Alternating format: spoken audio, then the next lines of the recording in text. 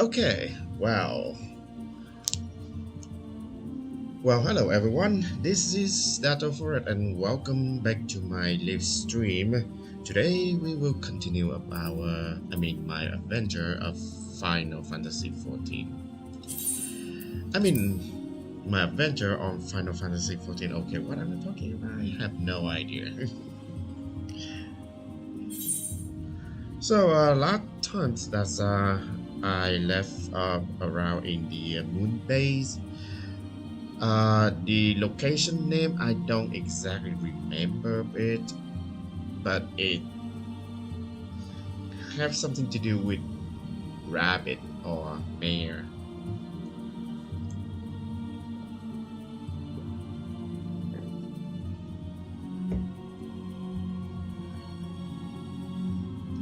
And also, I do aware that I did couple of things behind up. Saying this couple of things behind up, it seems like I cheating on something. No, not exactly. Just like I'm doing stuff. I mean, like daily boring stuff upstream, so that nobody have to what the boring thing like doing the daily chores. And of course, I did some cleaning up my inventory as well, trying to find a house. Probably I did not sacrifice enough of the Lalafell. I'm kidding. Probably somebody would be like going angry about this. Well, maybe I just edited it out. Okay, let's continue with the main story quest. What was that?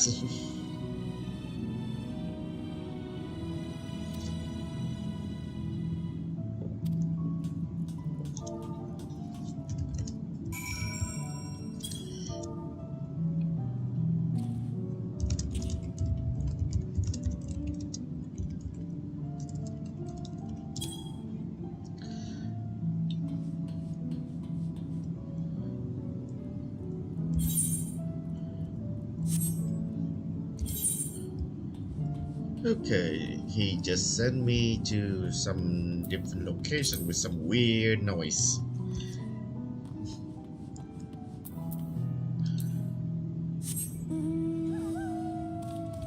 Oh yes, I forgot to mention that also.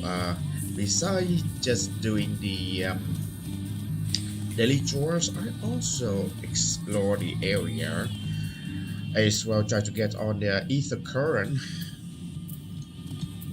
Excuse me.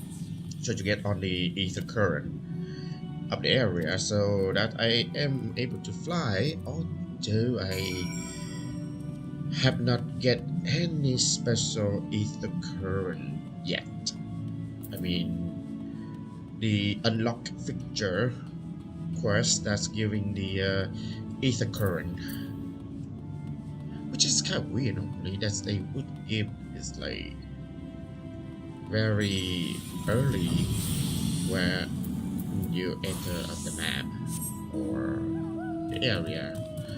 Well, okay, not exactly the same with the last area, which is in Gallimore or Isbar.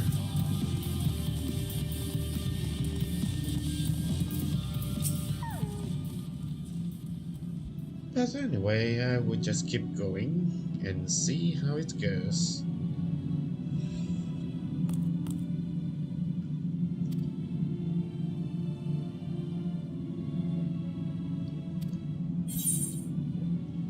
Take me to your leader. That sounds like when you're talking to an alien. Wait a second, they are alien. Well, not quite. They are a being created by Heideling, so they using a hum something earlier, so maybe just that.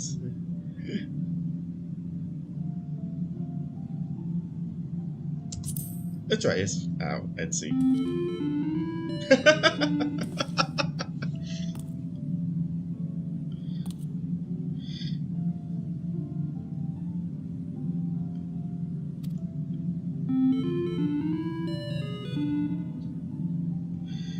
Weird. Oh wait a second, isn't that they try to mimic the the 8-bit sound back in the day? Ah, interesting, interesting.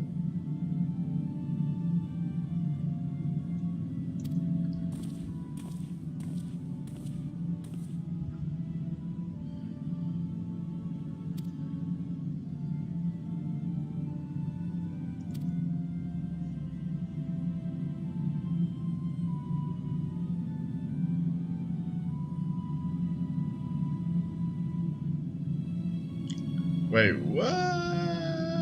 Children?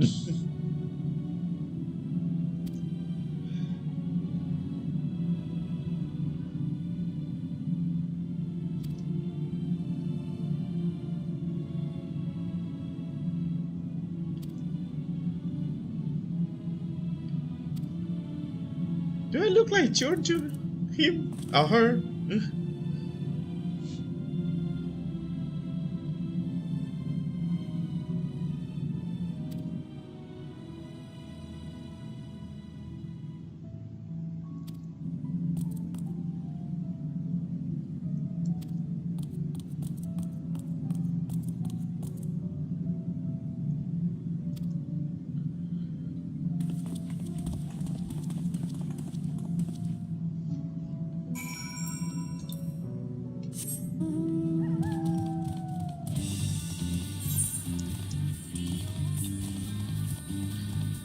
So I think that weird sound is pretty much the old 8-bit sound from Final Fantasy 4.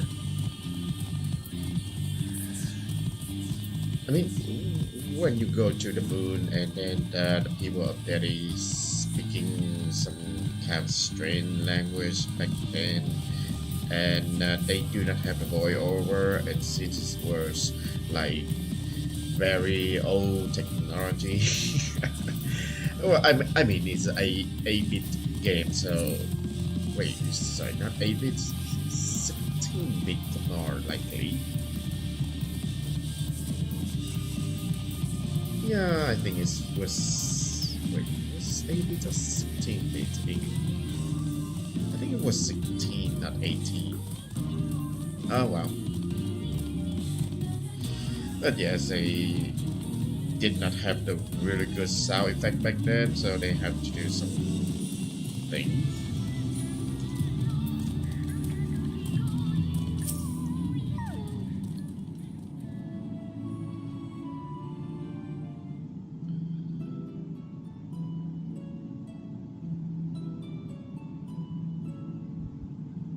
Right, of course. Introductions are in order. Ahem. My name is Livingway, and we are the Loporits, created for the express purpose of commanding this ship and bearing the people of Atheris to a brave new world. More specifically, I am the one whom she charged with the execution of her most vital plans. You might say I'm her right paw. Okay, right, Paul. Livingway's the name. Map reader and navigator of the heavens.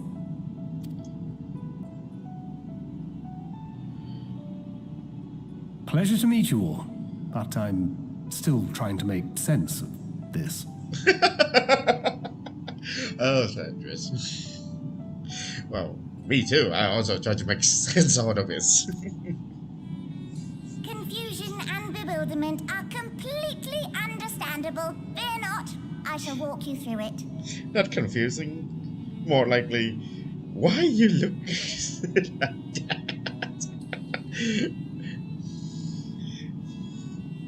The people of Atheris, through no fault of your own, I'm sure, set in motion a series of events that, unfortunately, culminated in Zodiac's obliteration.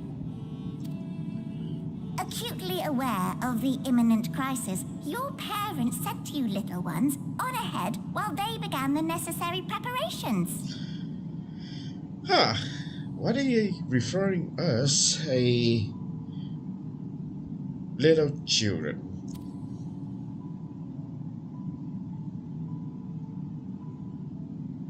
Still not following?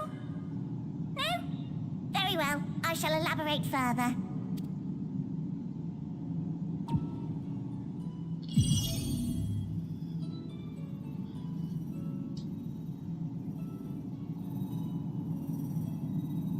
Here, we have Atheris, your home, and the moon, where we are now. Without Zodiac around to keep things lively, so to speak, the celestial currents of the star have doubtless begun to degrade. A calamity of apocalyptic proportions will be visited upon Atheris, bringing an end to all life. Very sad, that. So too hath the Watcher claimed. By thine unperturbed countenance, I gather this eventuality was anticipated. The doom and gloom. Oh yes, quite expected. Imagine, if you will, that Atheris is a delicious carrot that I've forgotten to eat and left out in the midday sun. The most earnest wishes or prayers will not stop it from rotting to the core. So, you mean about the delicious carrots? So, this means he really accept that he a rabbit?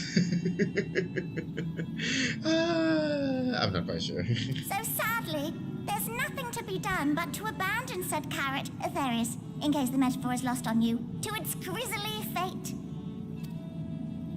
And this moon will serve as the vessel to deliver us to a new home. Just so! We will gather up as many people, supplies, and resources as our stores will hold. And then, once everyone is aboard, it's off to another star. Easier said than done, admittedly, for one does not simply hop from star to star on a whim. Which is precisely why we've spent countless years constructing the most propulsive of propulsion systems. We ought to make it to our destination in 2 shakes of a rabbit's tail. That sounds like 2,000 years.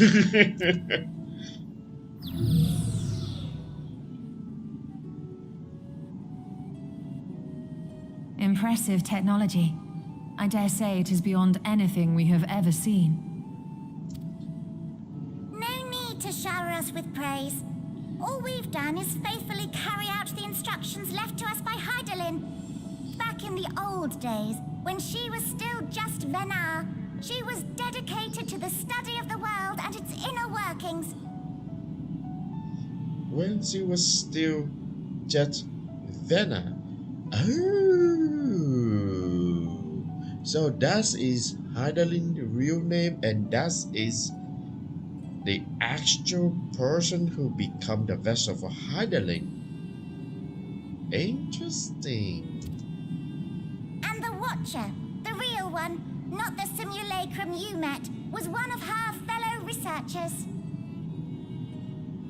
We and this wondrous vessel masquerading as a moon are products of their knowledge and know-how.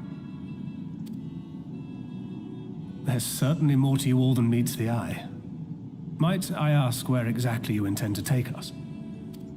We identified a few promising candidates for resettlement some time ago, but we cannot guarantee that they are fit for habitation.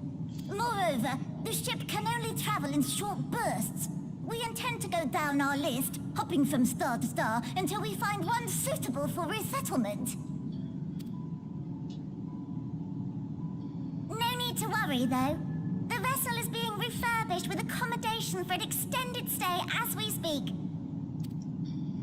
While we did have to rely upon outside help to determine what amenities were essential, I dare say we have risen to the challenge. Help? From who?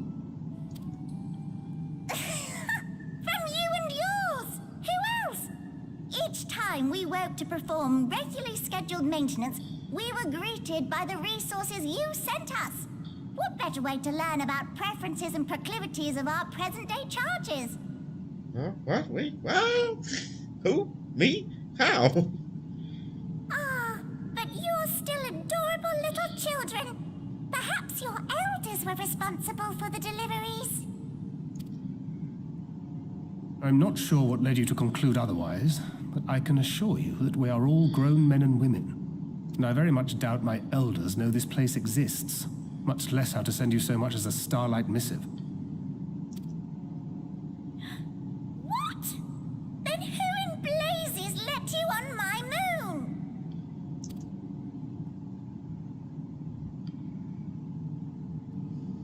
Heidelin herself led you here. You don't say! Well, that's really not children. Then why are you so small and stunted? Like little baby carrot people.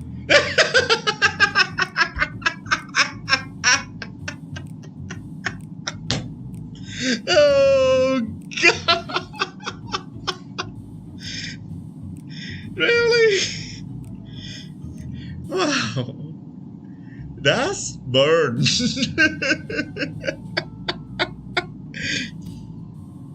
Well, Amarotines were a great deal taller. In the present day, persons of such prodigious size are exceedingly rare. So, you're saying everyone's not like the Watcher?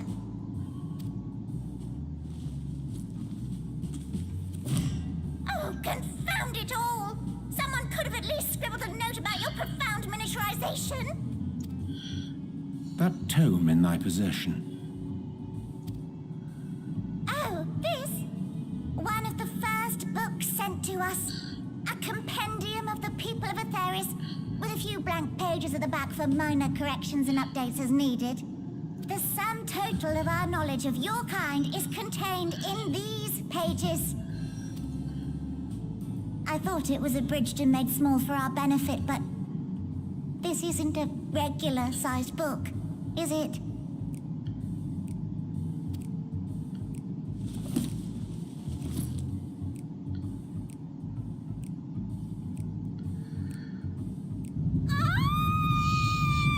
She just realization.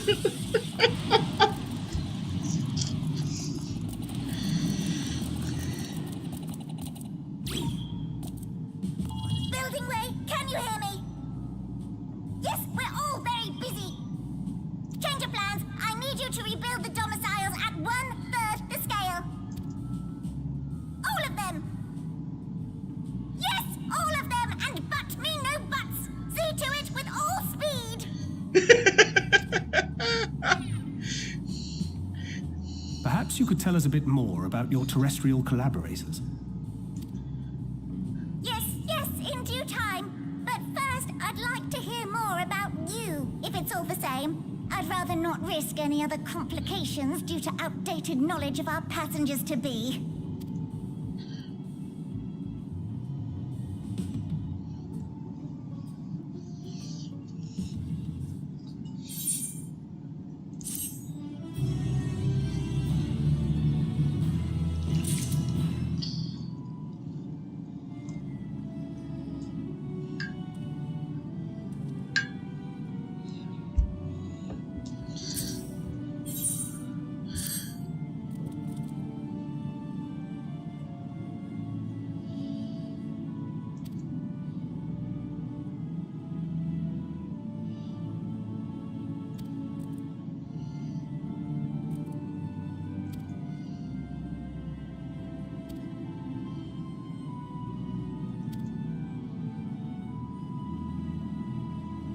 Wait, what? Curatorium?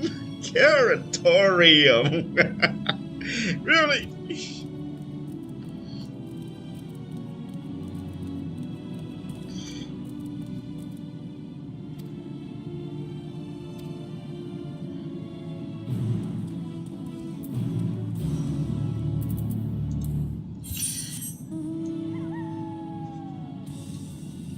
No, I just realized that's decent.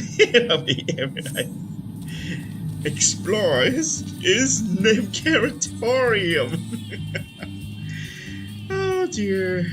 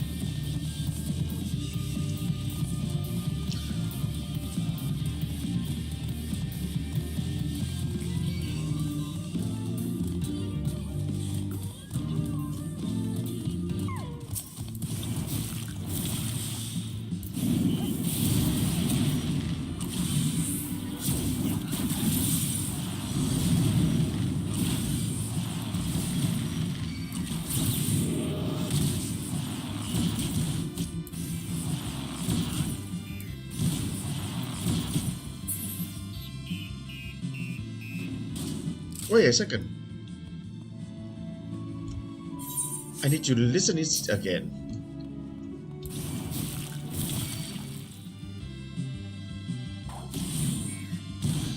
Oh really? Huh, that is Final Fantasy IV battle theme. Interesting.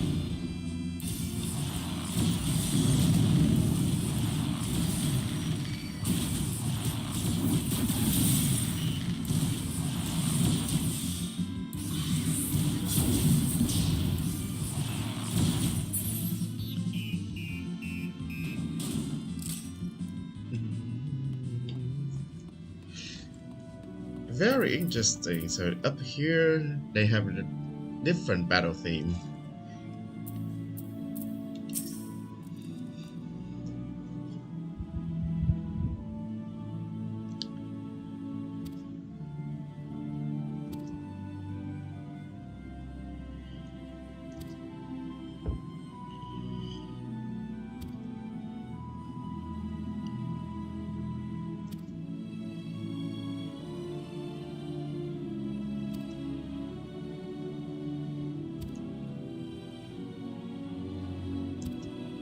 Really, farmers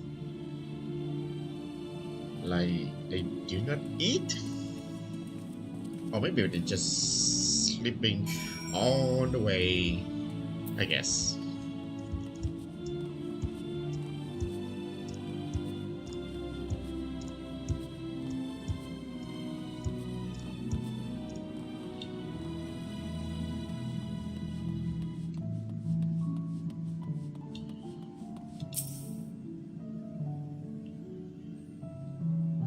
Really? Rainbow assortment of carrot?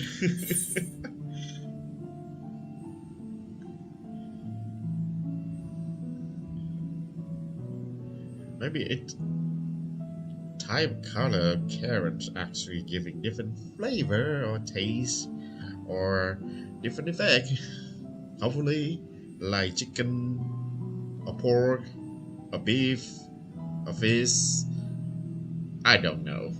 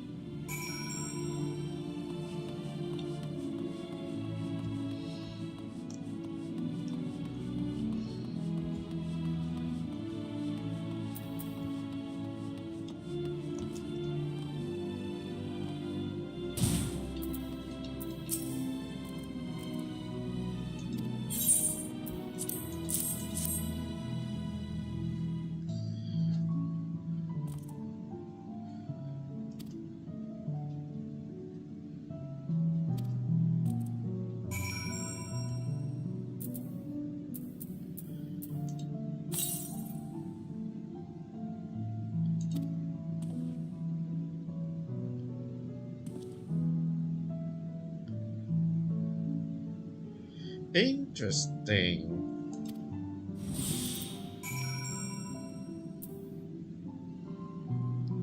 Iron carrot.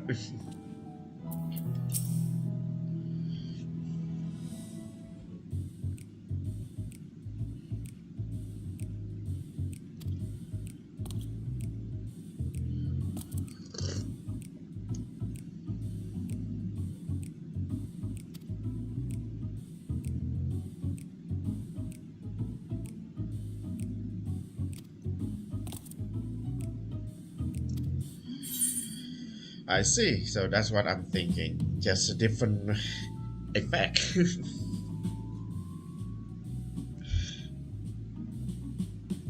But what if I don't like carrots?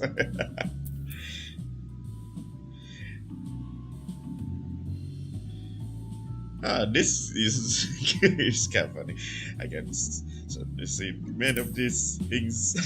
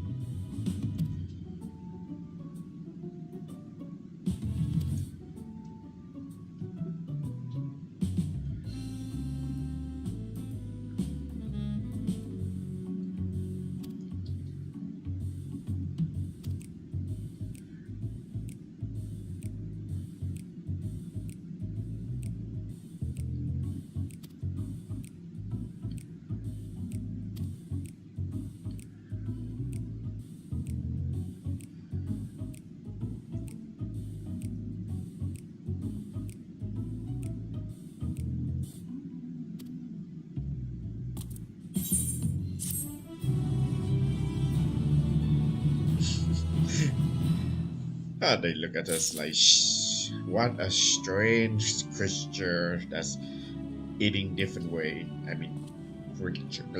Why can I say creature?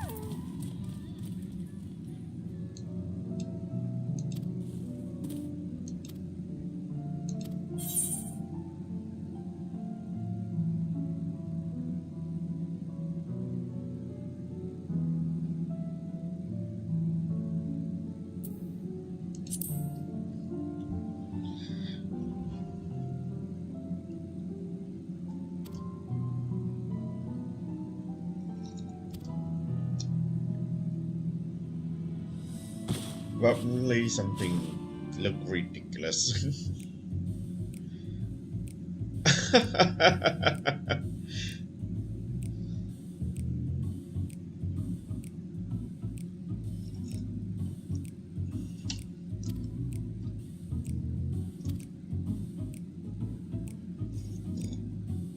I know nothing of factions. True, they've been on the moon for thousands of years, so how can they be?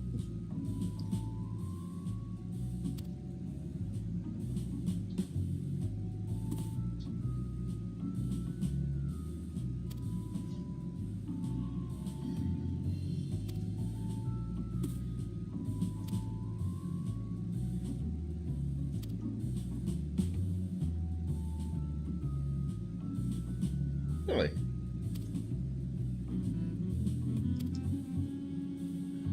Interesting.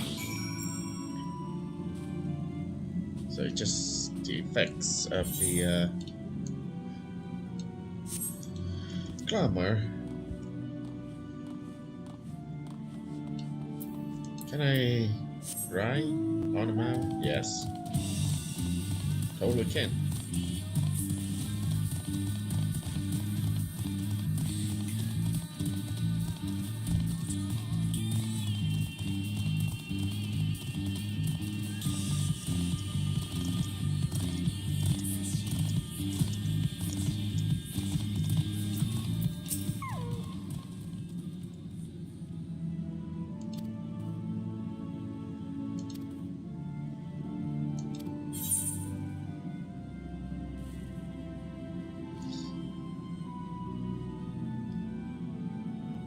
Surprise me, yes.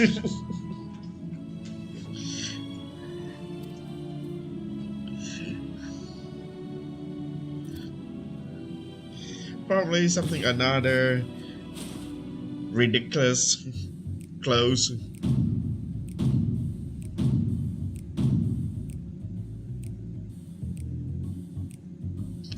Very much look the same.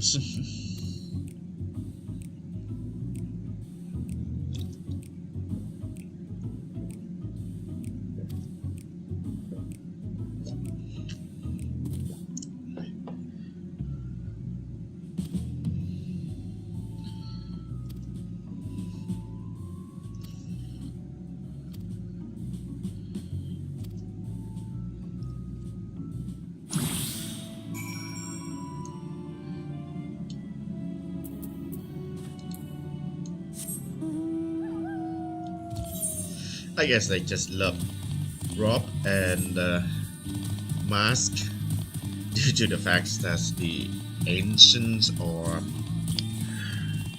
the Asian or Amora team can't wear that way, so yeah.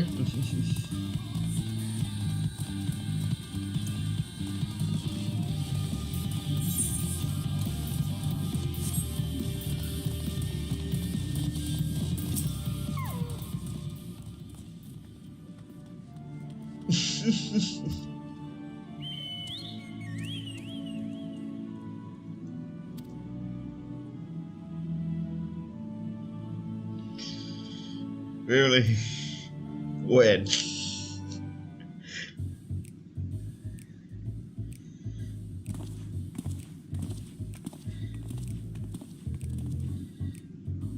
They all look the same.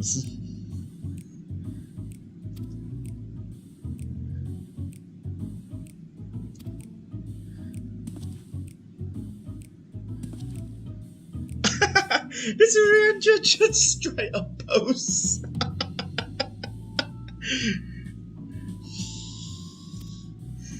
This is some new about Ranger.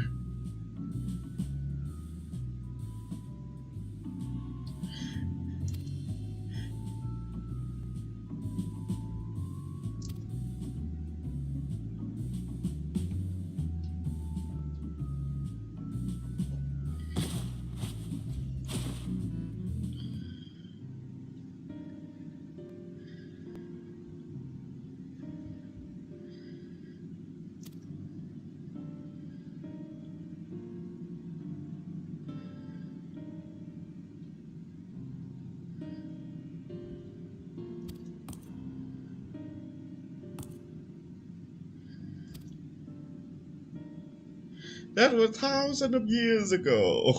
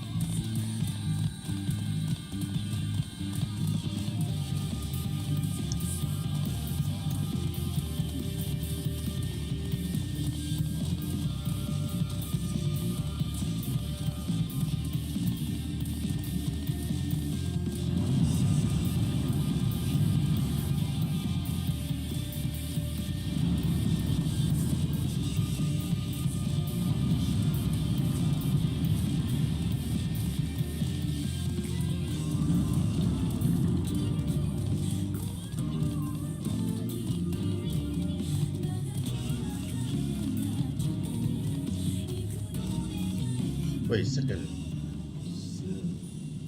No.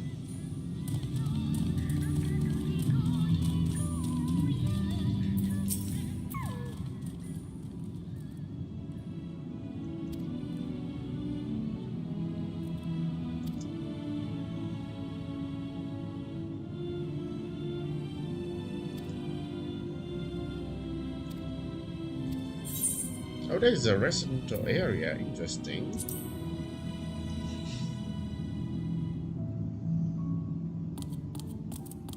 Ready in the teleporter.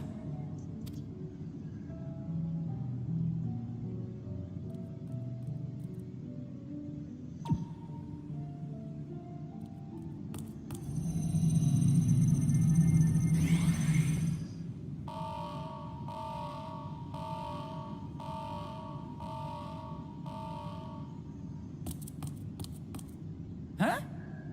Access to living quarters restricted due to reconstruction. Then where is it?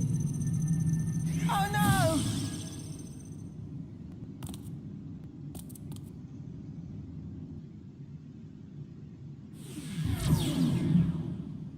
Then where did I get teleported A to? private audience, as thou didst request, for reasons I know not.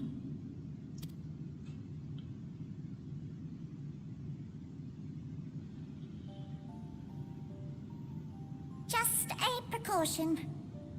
I'd rather I didn't have to ask the question at all, but I take my responsibilities very, very seriously. Do you and your friends, by any chance, find our accommodation wanting? Be honest, brutally even. 'Twould be ungracious of me to belittle the efforts of thee and thine. Lovely sentiment, really, but the disappointment is writ plain on your comrades' faces. It's all the more frustrating since no one will come out and say what they find wanting.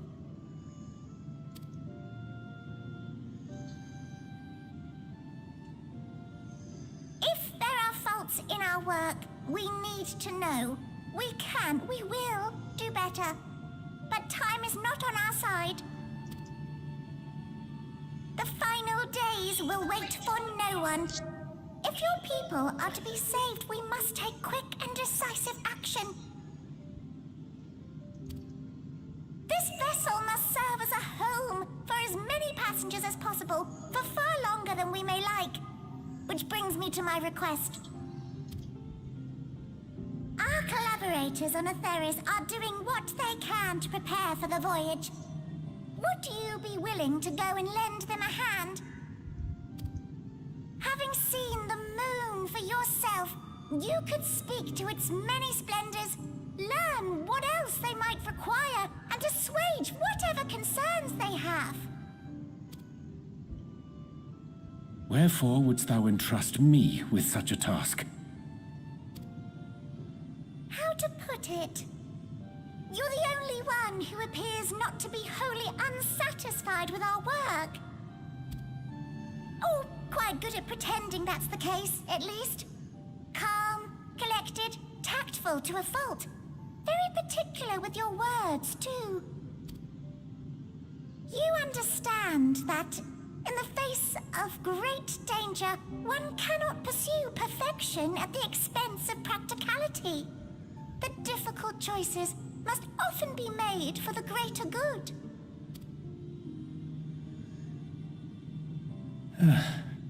And so fate doth conspire to set my feet upon this path once more. Come again?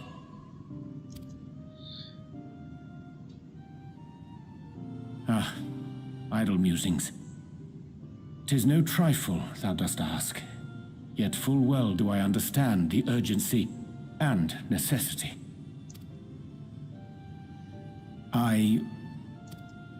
Oh, dear me! Dear me!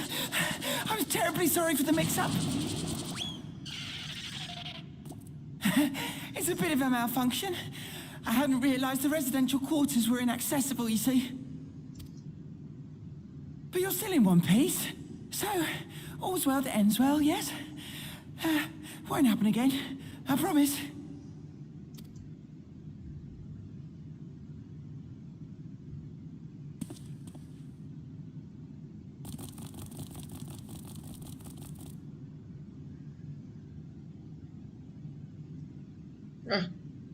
So we got cut out of what Ianuaria tried to say.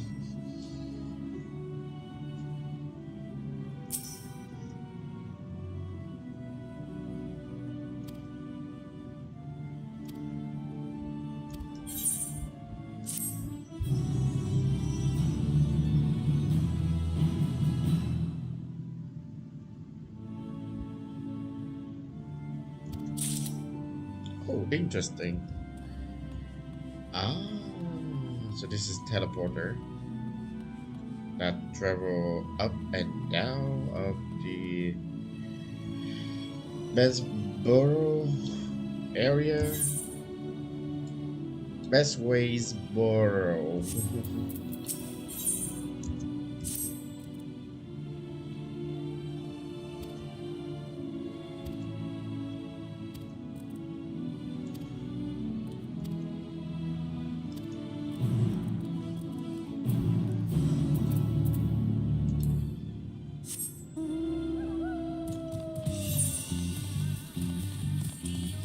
Oh, now we have a lot of quests.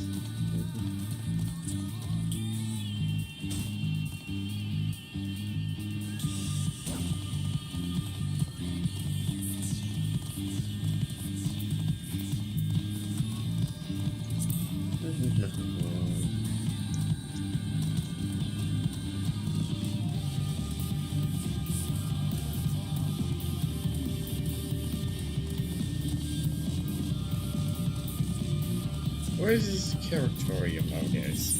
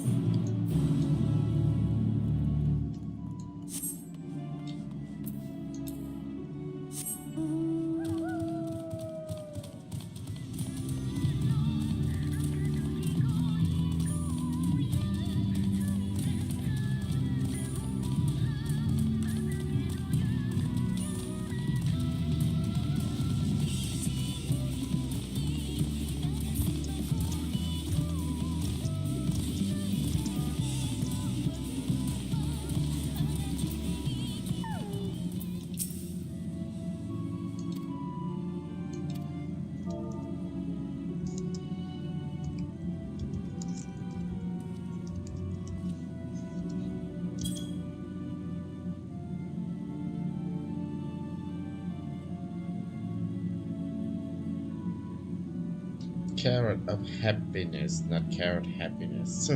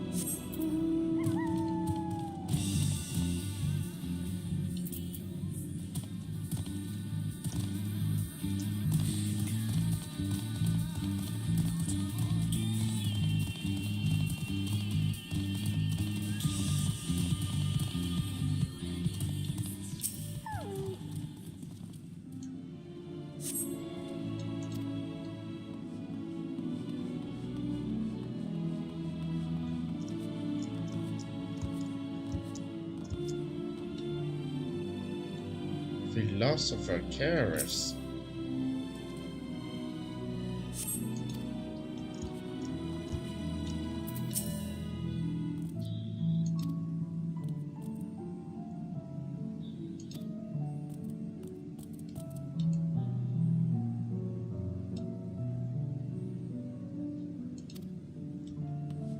Well,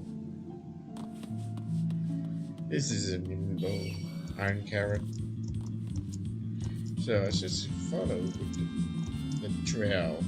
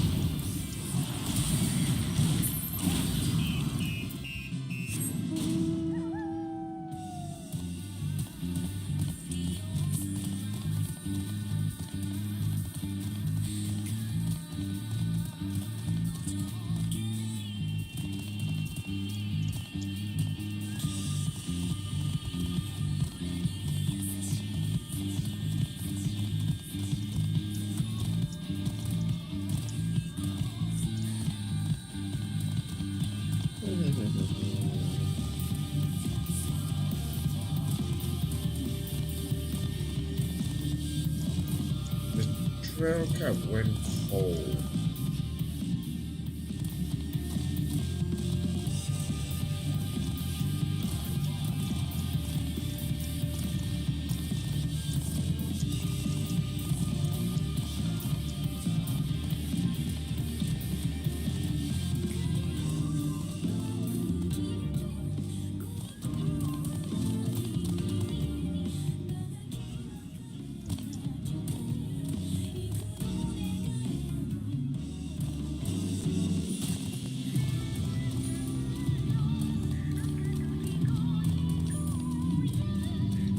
There's a Kara supporter?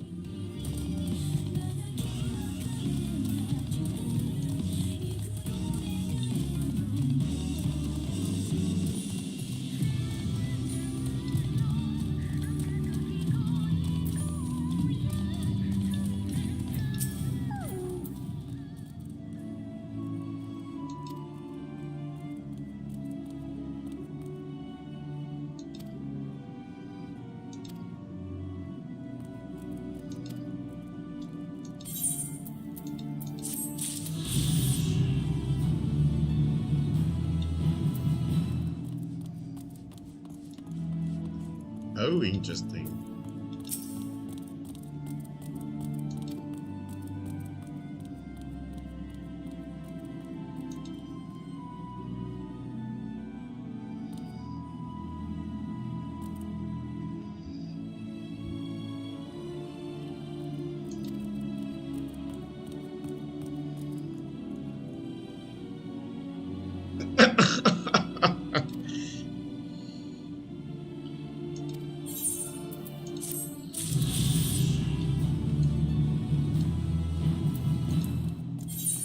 Really? A Ken code for love of carrots. Oh dear.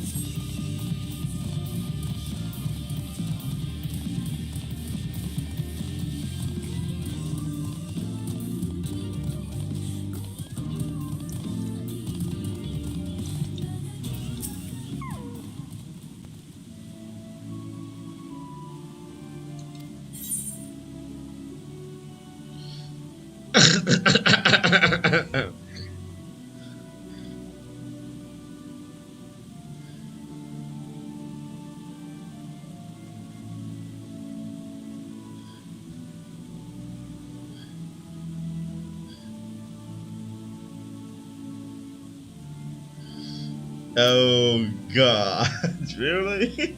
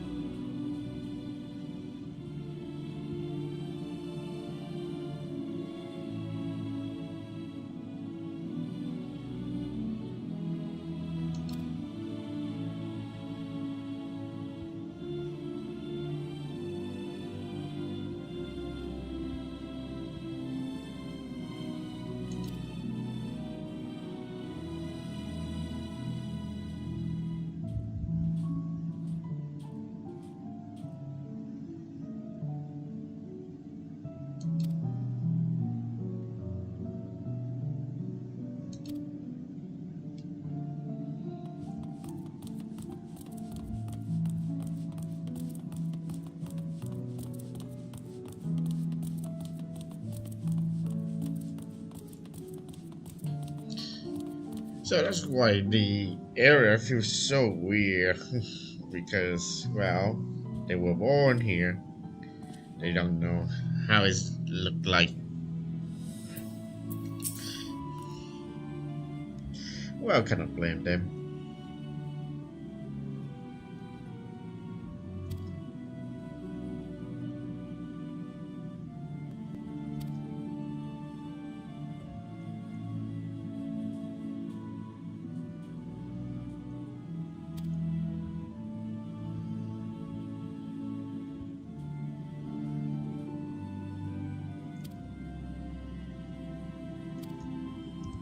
Oh wow, 6,000 years. I see.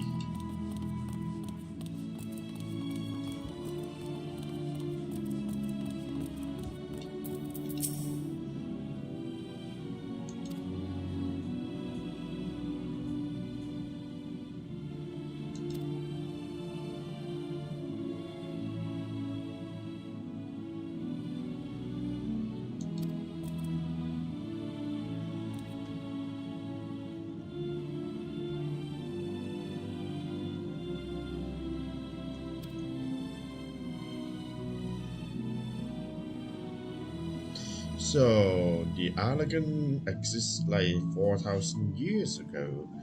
Interesting.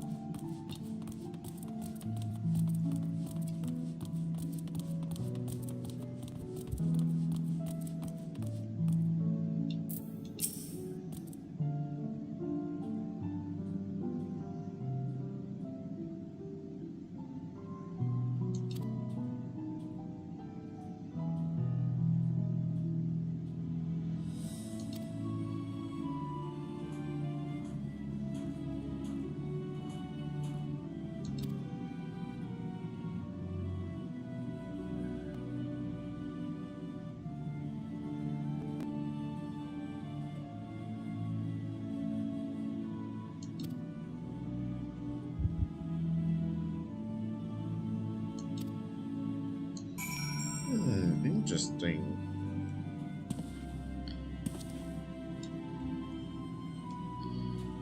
Ah, I cannot look.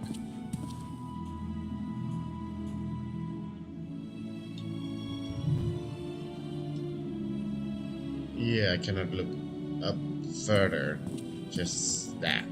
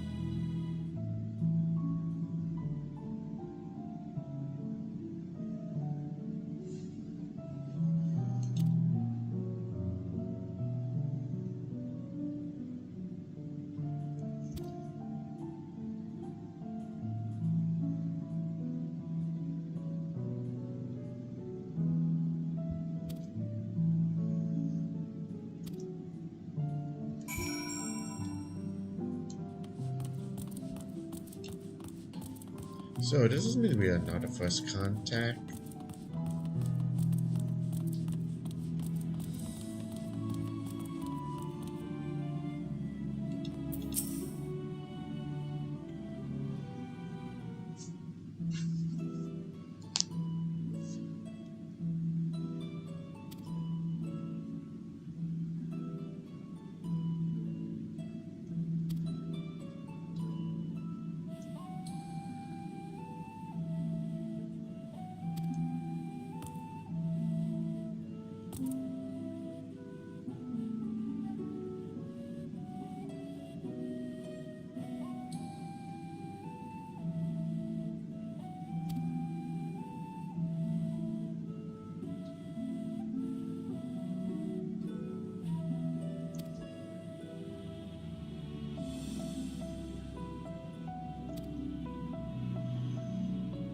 I see.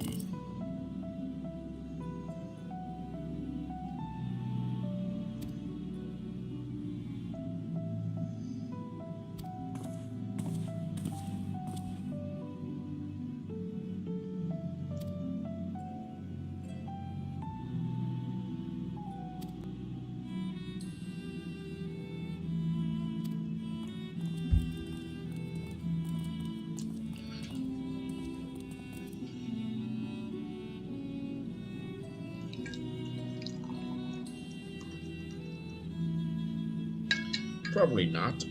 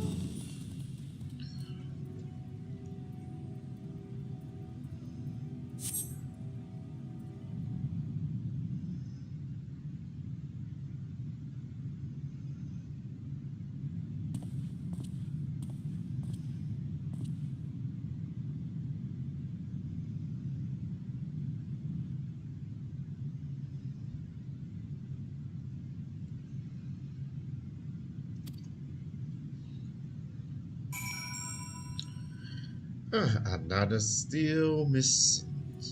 I mean, still miss. So.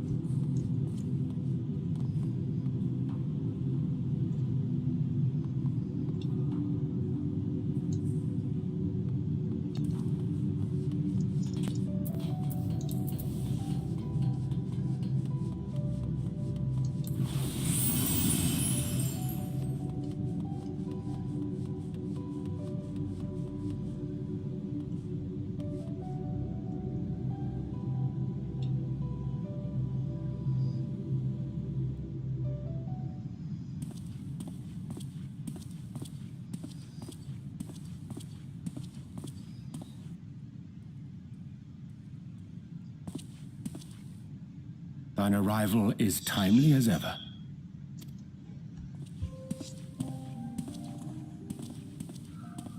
Thou didst chance to overhear my conversation with Living Way, I presume?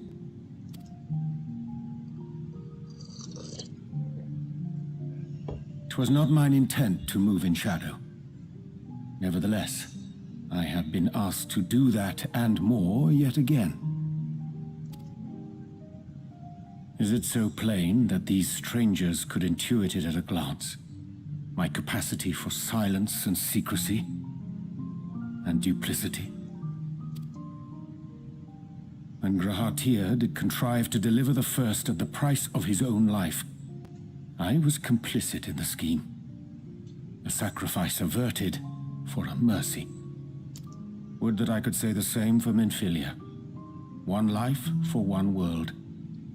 And by that bloody bargain brokered by my hand were the scions robbed of a dear comrade, and Flamine her beloved daughter. Two souls, whose selflessness was beyond measure, whose resolve was unshakable. They would not protest, I did not. Far from it. I pushed them forward. Whoops. No effort did I make to seek out alternatives, ones that would not demand such terrible costs. That resignation weigheth heavy on my mind, as does the memory of another lost to mine inaction. Dearest Moonbringer, who did face death unflinching, that we might secure a means to bring low the Ascians. In her hour of need, I did naught. Dutiful disciple of Louisoix, ever looking to the greater good. Had I shut mine eyes and bid her live instead, mayhap she would be with us today.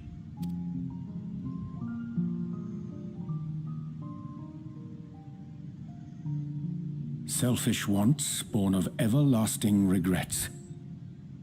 Most days I put them from my mind, but could think of naught else when asked to swallow the same bitter draught. subterfuge, and sacrifice. Mayhap the right moral choice, but one I regard with great trepidation.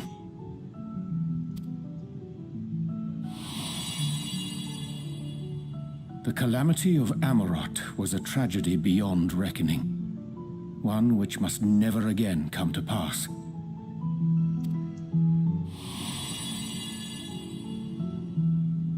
Thus must we struggle, haunted by ghosts of those we have lost, clinging to those we pray we can yet save.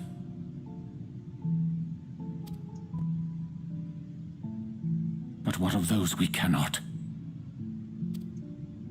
How do we make peace with the dreadful algebra of necessity?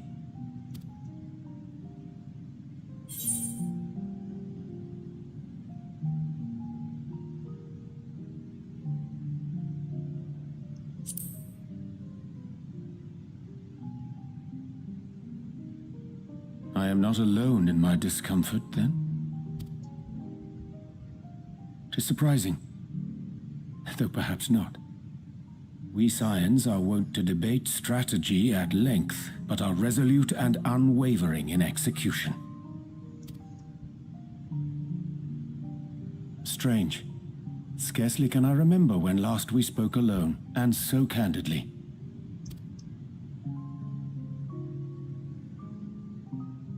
I thank thee. For all my supposed skill with words, I find it difficult to express such private thoughts. As for the Loporrit's proposition, I will take time and consider how to respond. 'Twould be to our mutual benefit if we could converse more openly with our aspiring caretakers. A concern I should be glad to address on the Scion's behalf. To dispense with all pretense and bare one's heart to another is a frightening thing indeed. But we cannot move forward ere we take that bold first step. A lesson I have learned many times before. And today.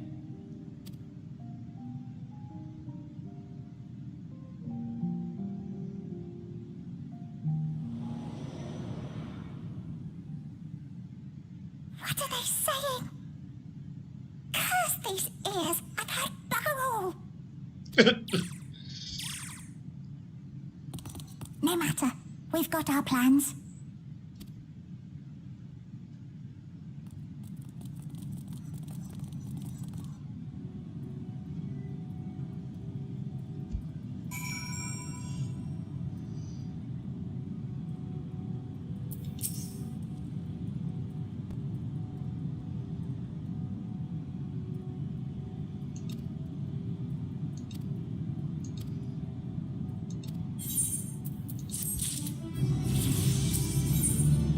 And number 85.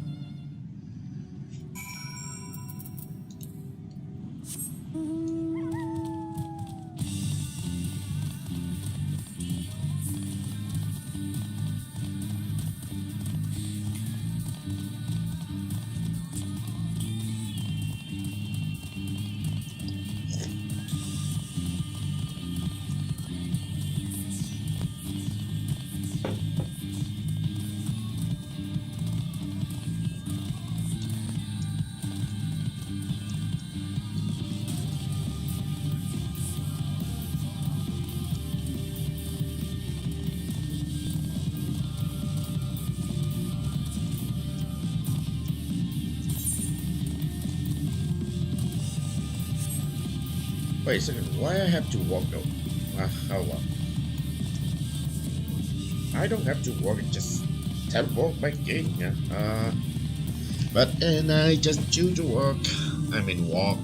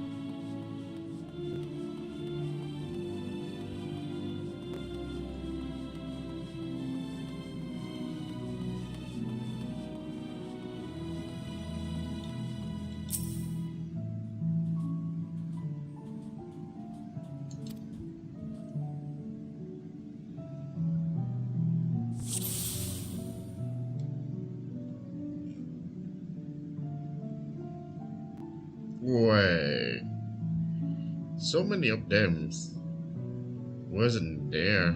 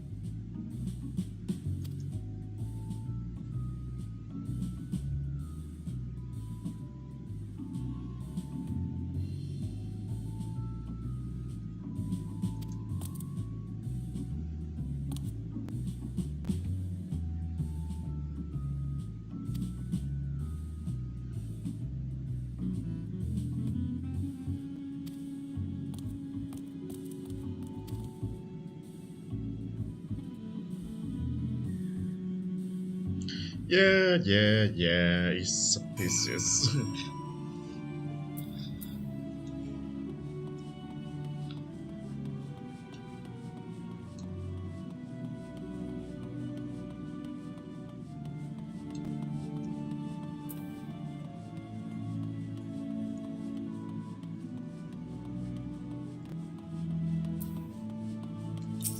but probably no operates not exactly in ill intent. They just want to give us the best accommodations in surprising way.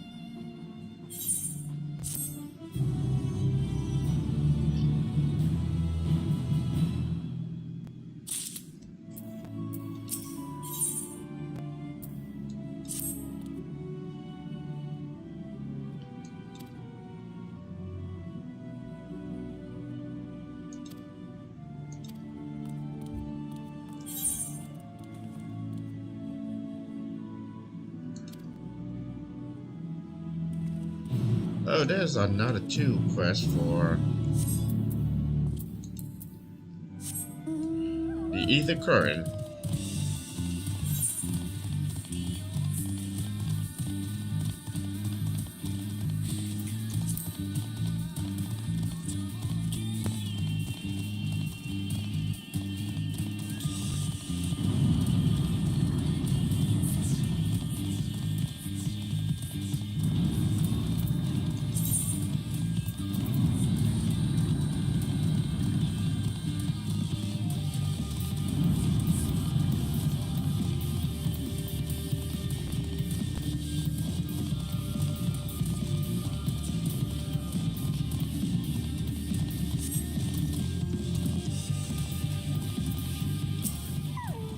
Talking way.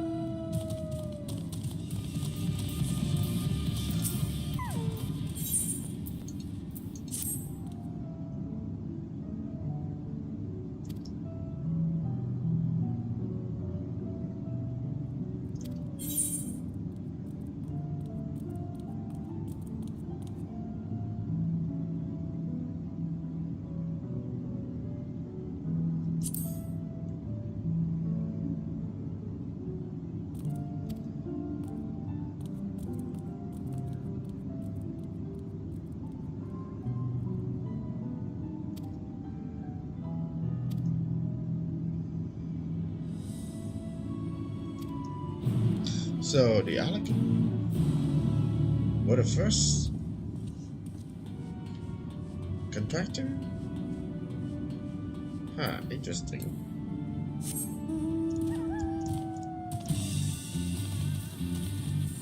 Well, they say something about the first contractor, but it's not exactly meant about the Arakan.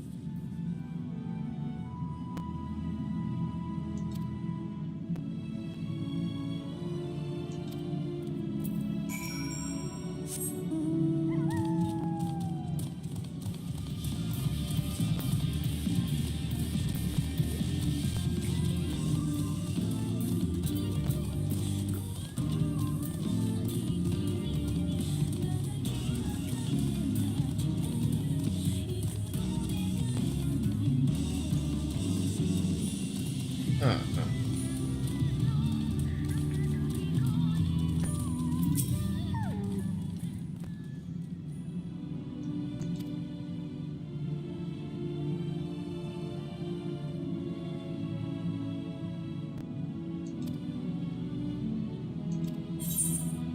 Okay.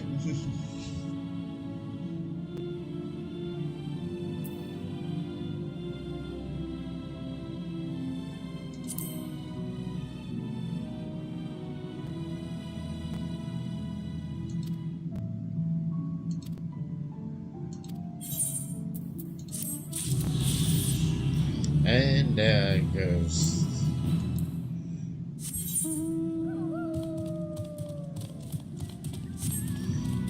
That's bad. I think I need to take a break since I feeling like need to go to the bathroom. So yeah, I will need to take a break for about like 20 minutes, hopefully, since I feel like I need to take a number two. Okay, I will be back in like 20, hopefully, not like 30, but well, hopefully not 30, but yes, probably 30. We'll see.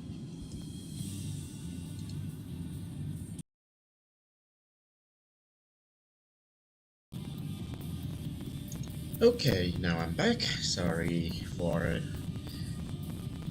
quite some time of taking a break. Well, I have to go to the bathroom and then I have to boiling the water for my tea. The water boiling a little bit, take a little bit long, like 10 minutes, but then I have to boil like 2 liter of water. I have no idea why.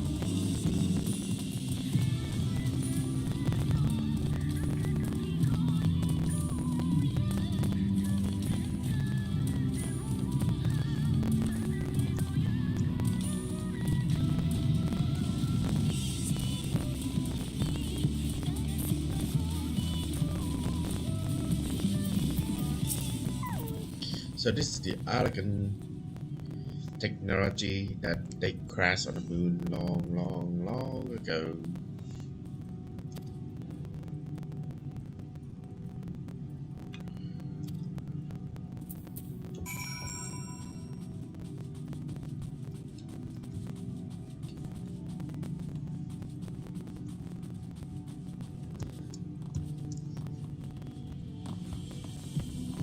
Oh, I just realized this. This is called Hondo. Last sight Interesting. So this is like the bridge something. I don't remember the name of that. Pretty much from the Northern mythology.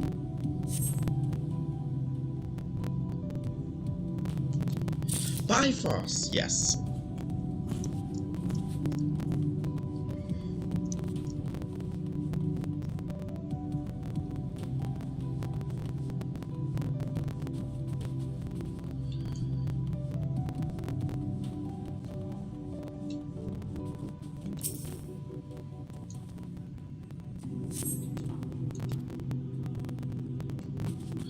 Wait, if this is Bifrost, but this would be like spaceship. Now I just realized one thing, this spaceship have some kind of shape that look like the spaceship in Final Fantasy VIII. Interesting.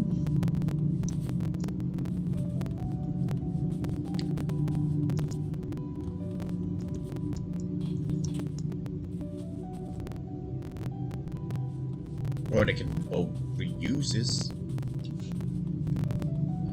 So it's still property of Square Enix.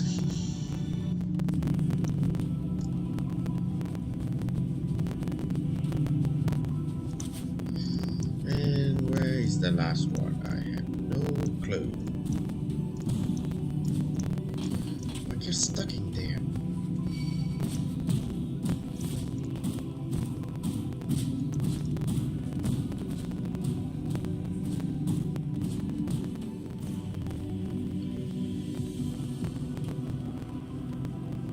Huh. Oh.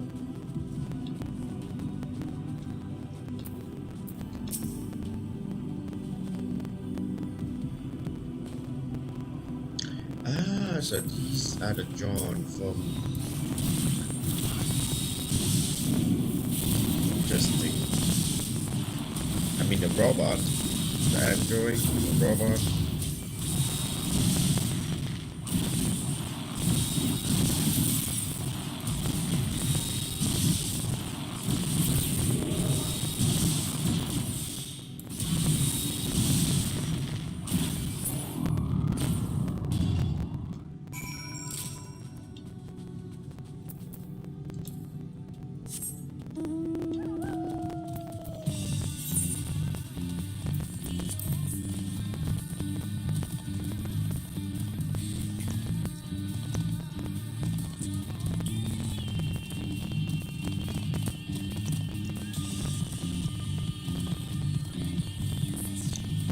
And what he got himself into.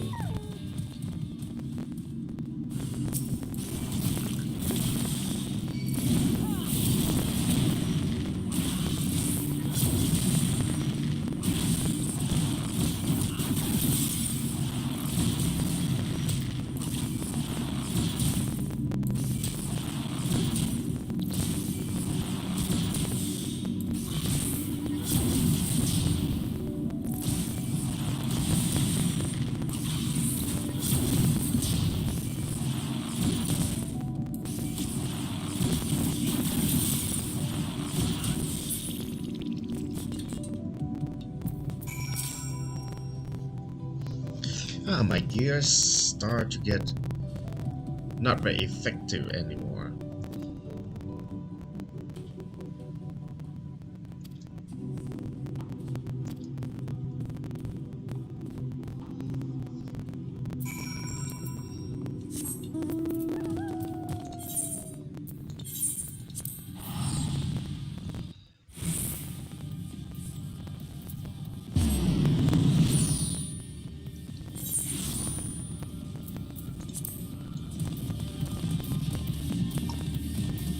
Probably next dungeon I need to get some gear.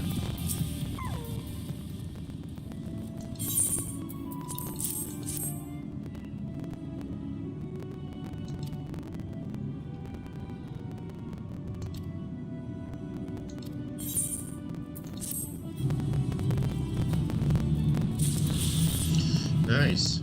Not a gen quest.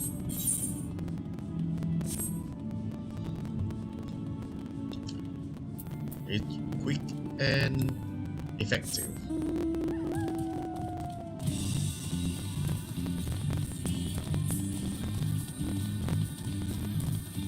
Wait a second, where? How? I could use the teleporter to get me up there, not having to run. Why I'm not using the teleporter? Why?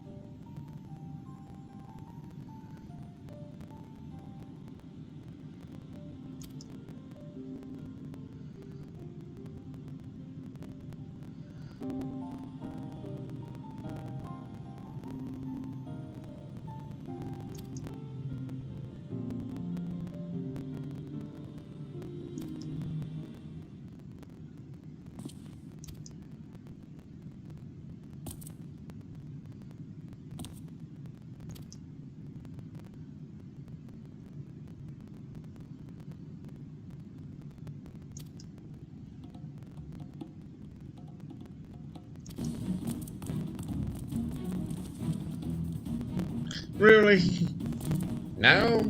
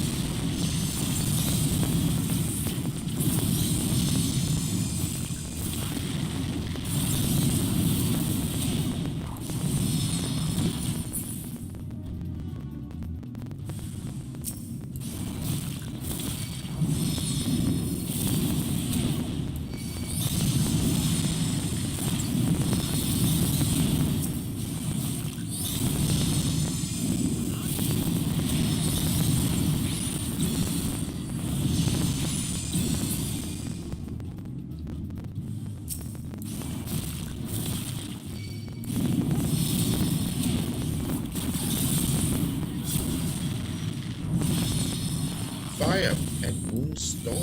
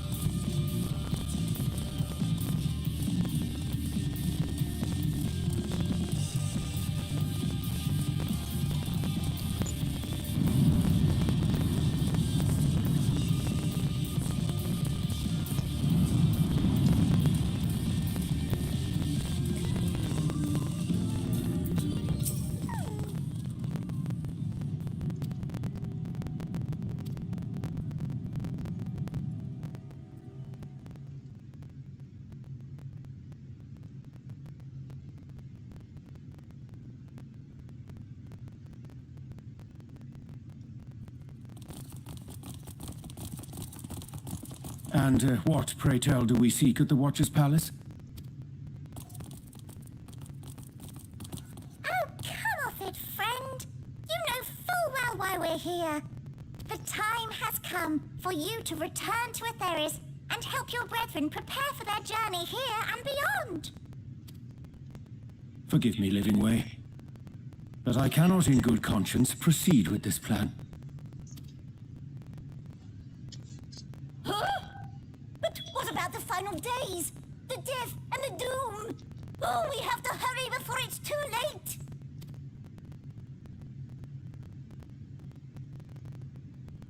Your unflagging commitment to your duty is endearing, to say the least.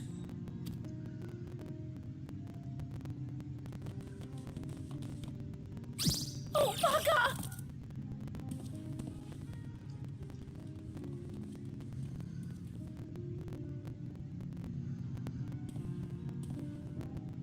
Be at ease. They bear you no grudge, nor do I. How could we, having come to understand your purpose? For millennia, you and yours worked tirelessly towards the singular purpose of this heavenly vessel's construction. An arduous feat by any measure. 'Tis clear you have spared no effort. Why, your very names are a testament to your dedication.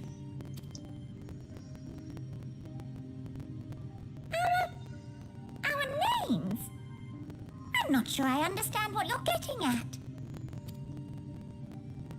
Names are an expression of the self, a declaration of one's hopes and aspirations.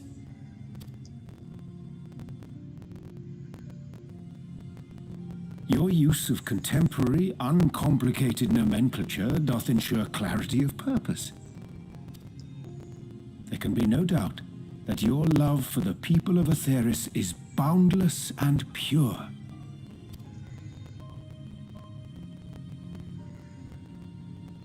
Yes! Yes! A most mellifluous phrasing! We Loperids were born of Heideland's love for Aetheris!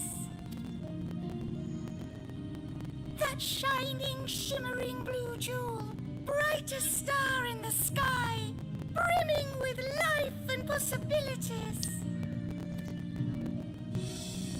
For as long as I can remember, I've toiled in anticipation of the day when this vessel might be needed. All I've ever wanted was to meet those she cherished so dearly, to serve and serve well. That goes for all of us, don't you see? So help us help them. Lead them here where we can keep them safe.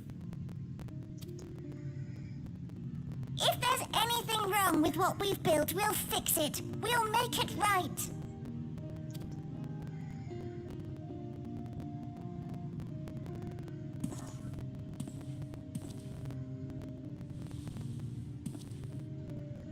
Your works want not for repair. Yet there remaineth much for you to learn of men, and your own kin besides. Singing Way, thy name bespeaketh more than the simple marriage of rhythm and rhyme.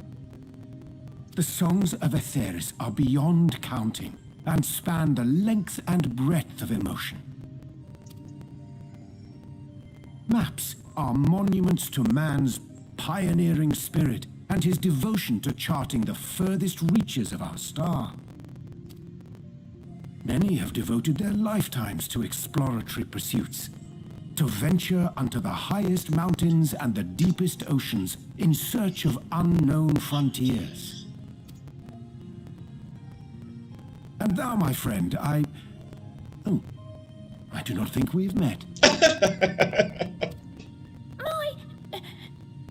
My name is Puddingway. Puddingway? Yes, indeed. A name of deep and abiding significance, I'm sure, but one perhaps better communicated through delicious deeds than tasteless words. A judicious application of fey magics at a later juncture may be appropriate. And Living Way. 'Tis no easy feat to convey the significance of thy moniker. When I was a bookish boy, a dear friend of mine was fond of peppering me with questions as I read, to my occasional annoyance. Whoops. After much contemplation, she proffered this answer, the anticipation of a half-read story's conclusion. The hope today's mistake may serve as tomorrow's lesson. The wish that a new acquaintance may one day call thee friend. She believed it to be all these moments and more. Whoops.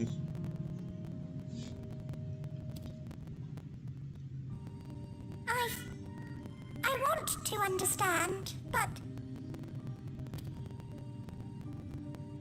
I, too, still labor to find mine own answer. 'Twould be my pleasure to assist you and yours in embarking on a journey of self-discovery and enlightenment. For thee.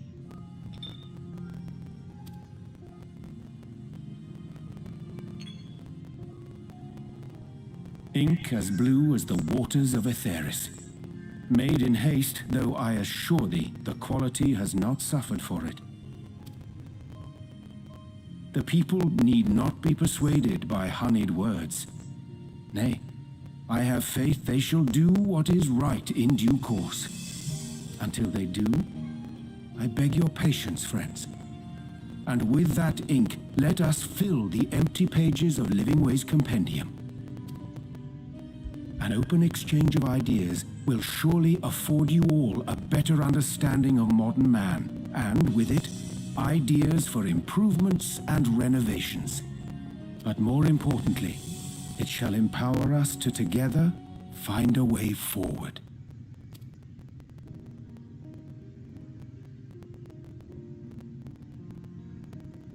I hope you're right.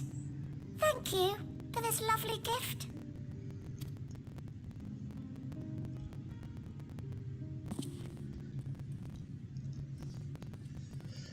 There you have it. I shall remain with the Loporrits to ensure that all is in order. Though we must needs prepare for every eventuality, you would all agree that the evacuation of our star is a last resort. To accept failure is to accept the demise not only of our star, but that of Reen's, of all reflections, and the souls that call them home. Which is why I have every faith that you shall fight to the last, that such drastic measures may prove unnecessary. Should the worst come to the worst, and I pray deeply that it won't, I'll take comfort in knowing preparations were made under your watchful eye. Aye, thou mayest be assured that if calamity cometh, not a soul will be left behind, if being the operative term.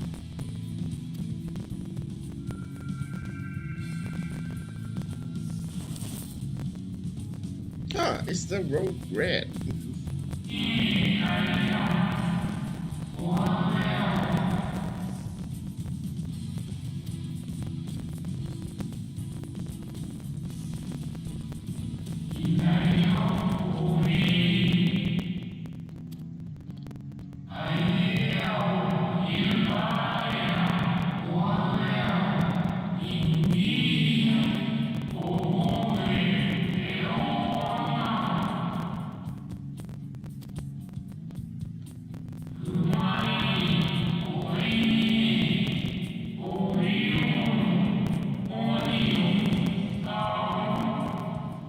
This. Oh.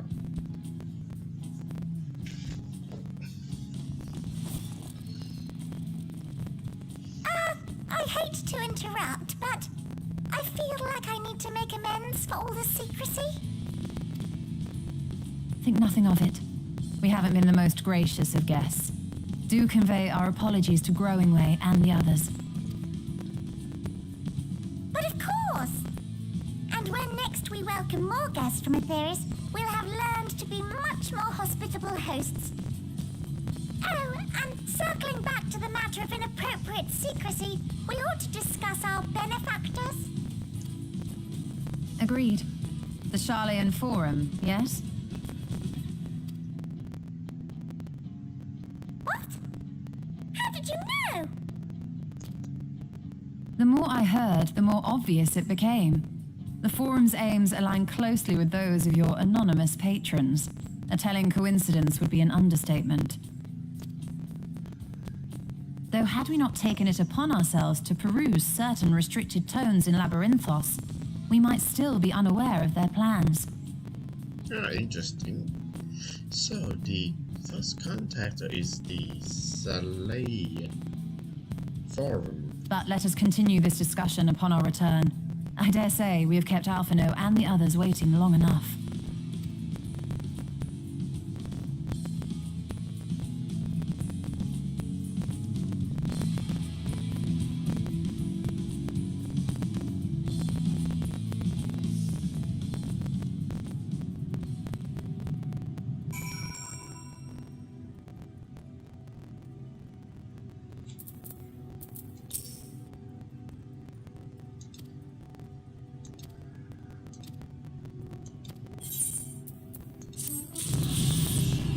Yay, finally. I am able to fly.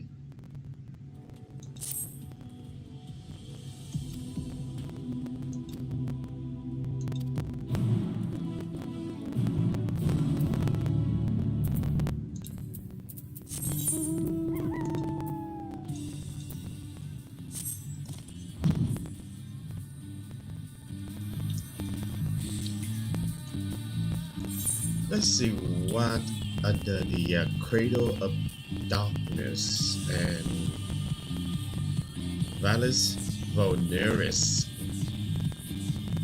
Okay. Probably nothing.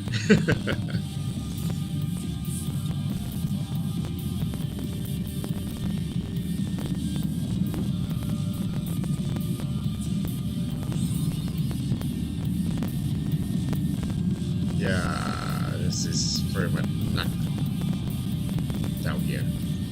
Well, except some pie.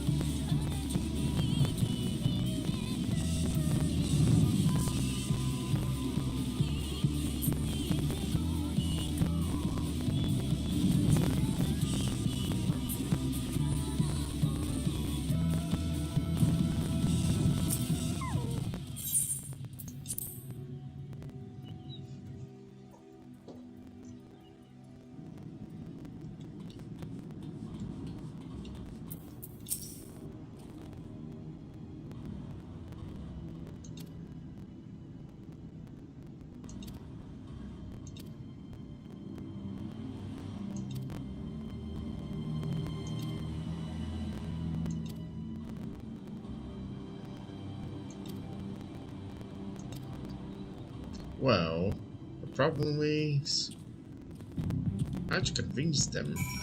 In fact, some people would think that we're crazy. Well, that's what I thought. Not quite sure about the Gallimore.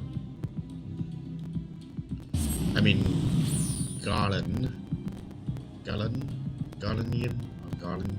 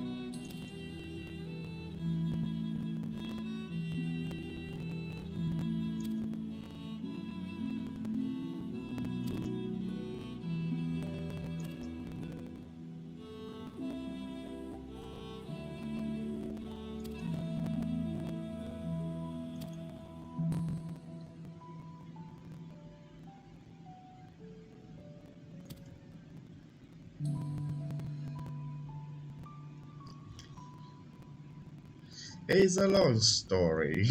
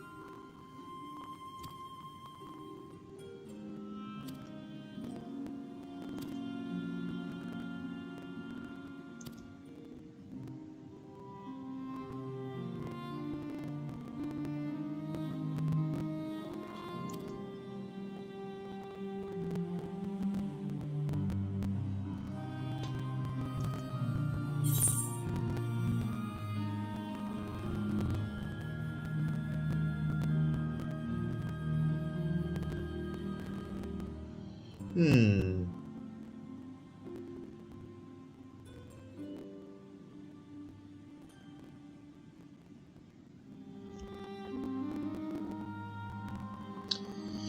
Yeah, if they found him, they would not likely alive.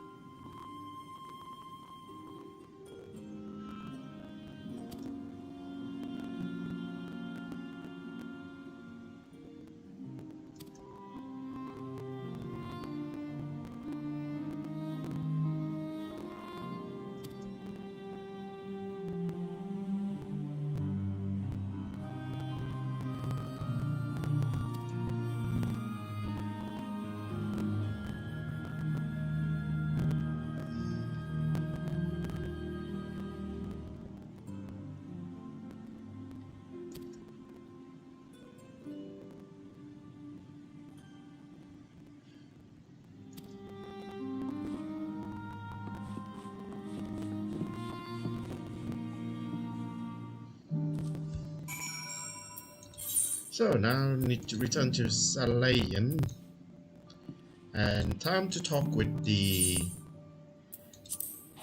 forum.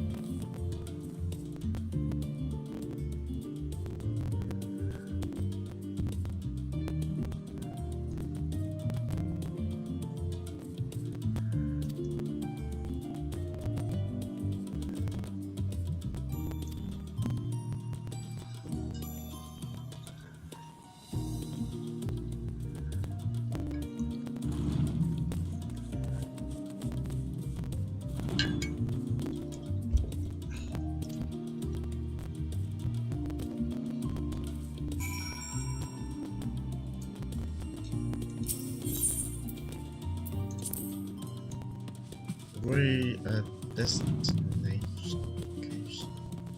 in the manual?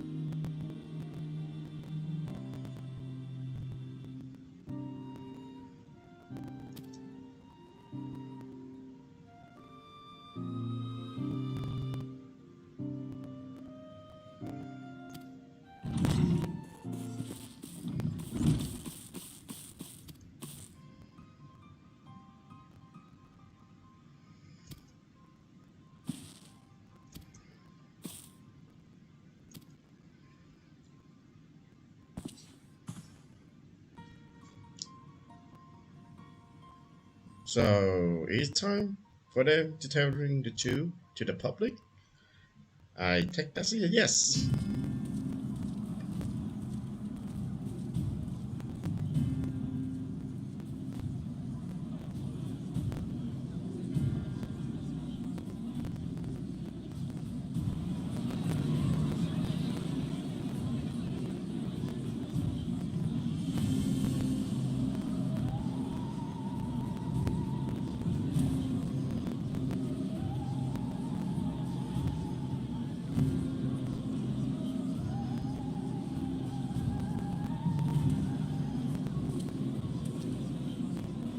Order! Order, I say!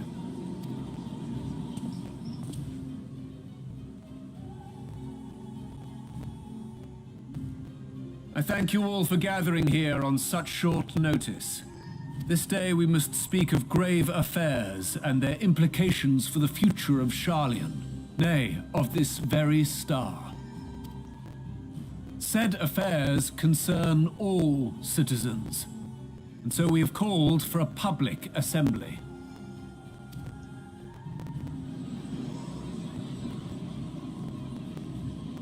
You may have heard rumors of the Talophoroi and the havoc these madmen wreak abroad. Under normal circumstances, we would pay little heed to petty disturbances outside our borders. The final days, however, are another matter altogether. For we dare not ignore these prophetic words of Eld. The Endbearers will come, ushering chaos and calamity. The final days descend and devour the very star. I've never heard this prophecy. Is it true? Will all that really happen? Calm yourselves. The time has come to speak of the Forum's most sacred duties. But first...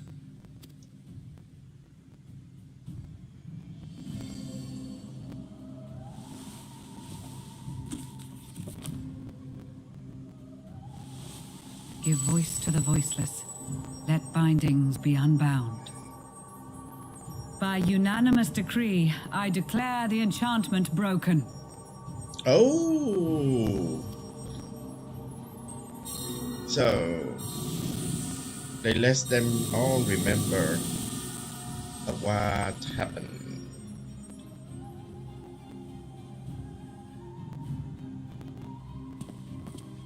Master Leveilleur, if you would. Oh, Leveilleur. Leveilleur. Very well.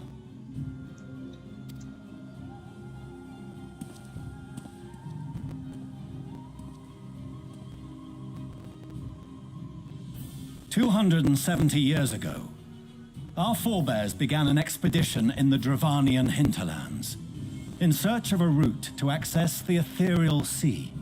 This much is public knowledge. Their findings, however, would become the Forum's most closely guarded secret. What those researchers discovered in the hinterlands was not a passage unto the ethereal sea, but the very heart of our star, and Hydaelyn herself. She spoke to them of a calamity that would extinguish all life, and of a means by which we might be spared. The moon. 'Tis in truth a gargantuan vessel built to serve as sanctuary for her children and deliver them from this doom. Much like Njunkref's hope in ages past, it will bear the people of a world in the throes of death to a new home. Needless to say, this will be no small undertaking. To facilitate the great work, the Forum has maintained close contact with the servants of Hydaelyn, who presently reside on the moon.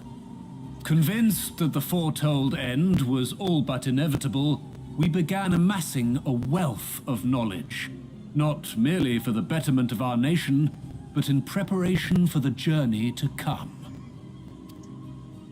You reveal this to us now? By the gods, how long do we have?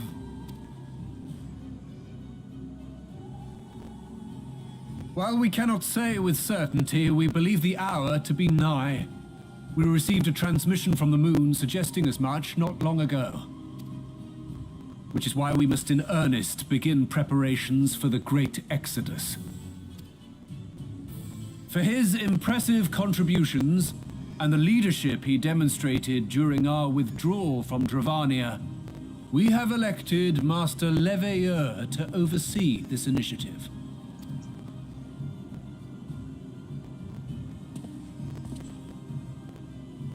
Fellow scribes and scholars, my countrymen, we face a threat of unprecedented scale. We must challenge the trials before us with composure and conviction if we are to find salvation. The wisdom of Sharlayan has ever been a shining beacon in the darkness, and so it shall continue to be. It is our solemn charge to see our heritage preserved for future generations. For those who will come after, we will brave a new frontier. Oh, so that's mean, I mean, 250 years, and if that is when, or maybe it is longer, but I'm not quite sure. Maybe they just met the moon people into 200 something years ago, not exactly 1,000 years ago, which is making the article the first contactor, but not the beneficial. But oh well, I will think about it later.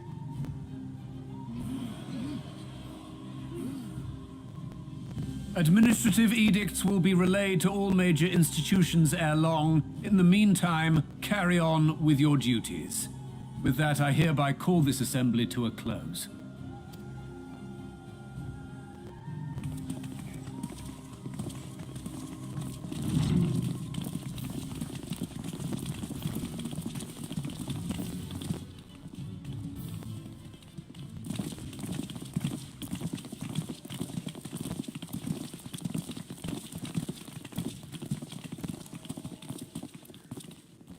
Do you remember what Mother told us when we visited home? That it wasn't until after we were born that Father seemed to lose himself in his work. If that great work of his was the evacuation of this star, then... Yes. It wasn't for his benefit.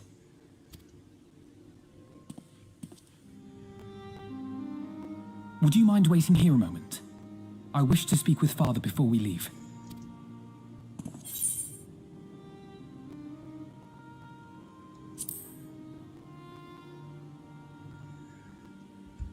Now you understand. Thank you. I shan't be long. If it's all the same to you, I have a few choice words to share with Father as well.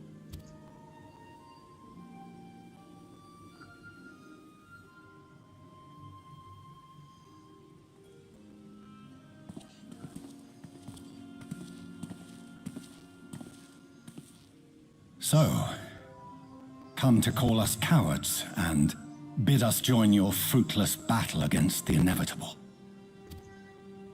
Nay, we do not object to the Forum's proposal. On the contrary, those who wish to flee have every right to do so. Urianger is cooperating with your associates on the moon to ensure that all is ready should evacuation be our only recourse. Then whatever your business, I suggest you be brief. Though we cannot boast the boundless wisdom of Sharlayan, we have first-hand knowledge of foreign cultures and have conversed with no small number of peoples. These experiences have taught us fundamental truths that cannot be recorded in any tome nor charted on any map. The beating heart of this planet is its people, many of whom would give anything, even their lives, to protect the lands they love. Many may choose to join you in the end, what of those unwilling or unable, for whom escape will never be an option? What would you have them do? To ignore the plight of those one might conceivably save is not wisdom, Father. It is indolence. This is why we choose to fight. We'll not ask for your understanding, Father. Only that you don't turn a blind eye to the good we have done, that we can still do. We're not children in need of protection. Hold fast to your principles and let the world burn if it please.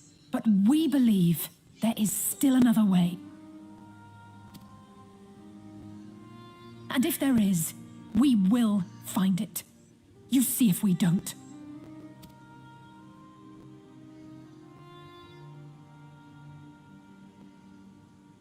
Do as you will. Just stay out of our way.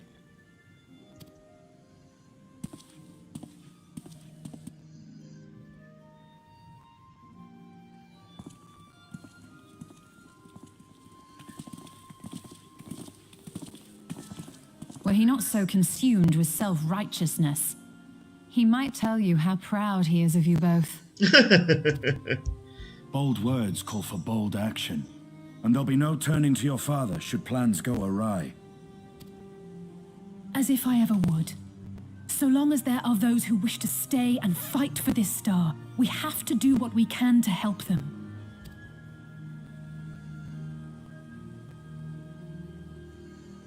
And if we're to do that, we'll need to be well rested. Wouldn't you agree? And having triumphed over what we once thought to be the source of all evil, I can think of no one in greater need of at least a dozen winks.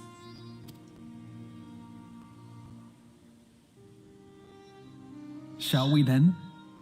To the annex, to prepare for tomorrow.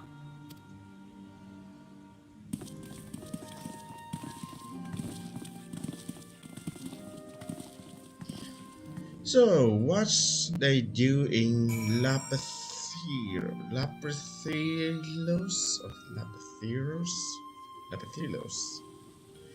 is not exactly bunker themselves, but probably preparing the good and transfer to the moon. Maybe? Maybe not.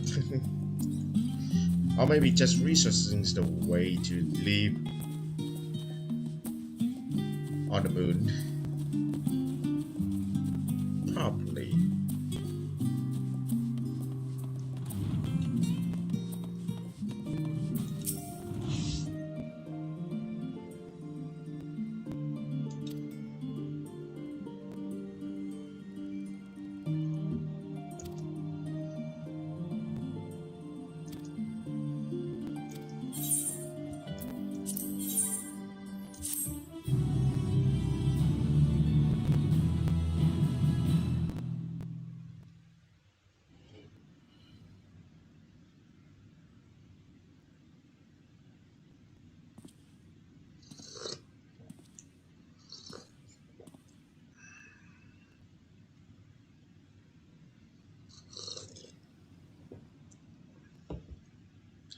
Ah, the moon is big.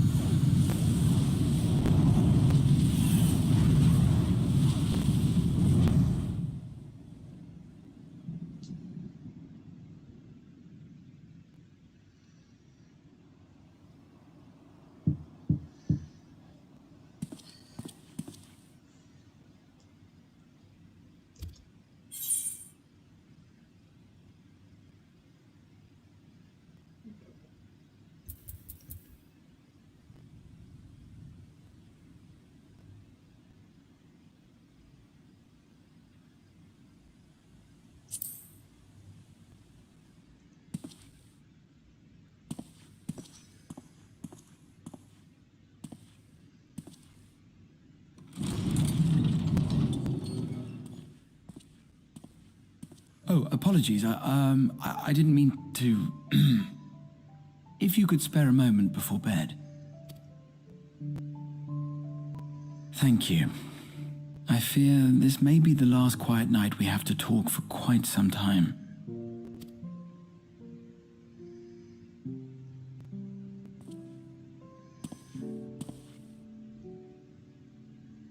I am troubled of late. Unwarranted concerns, perhaps. I hope. Nevertheless, I feel compelled to share them with you. Though you have bested your enemies thus far, Xenos and even Zodiac, your victories have come at a considerable cost to yourself. No one is without their limits, and you are no exception. I worry the added weight of the final days will prove more than you can bear. It is surely too much for any one man. But you needn't bear it alone. Let me share your burden. My, carrying capacity pales in comparison to yours, but I could still help. Shoulder the occasional satchel from your ever-growing mountain of, baggage. Baggage. You have already done so much to help relieve me of mine own encumbrances. 'Tis only fair that I repay you in kind. Of course, it needn't be only troubles we share. Moments of joy may seem few and far between now, but there will come a time when we look back fondly on this journey. The inquiry at the Forum, our march through the snows of Garlemald, our impromptu dinner in this very room, all of it. And that is to say nothing of the journeys yet to come, to the ends of the world and beyond.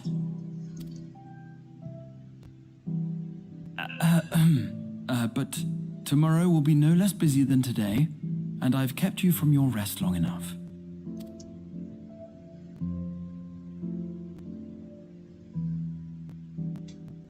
Sleep well, my friend.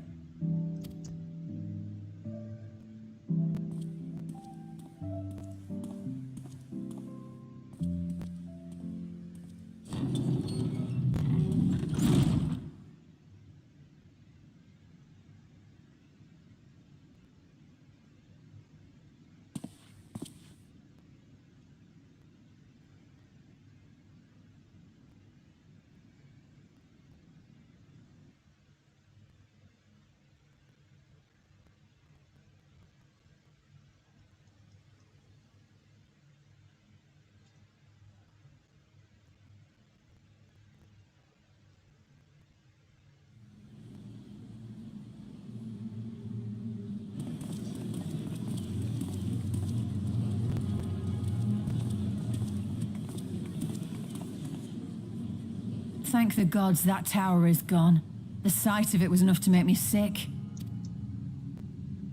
Thank the Ilsabar contingent, more like. Word is, they fought their way into Garlemald and toppled the bloody thing themselves. Not just the one, neither. All the towers have up and vanished. Aye, I heard the same. Commander Aldin and his troops helped keep casualties to a minimum too.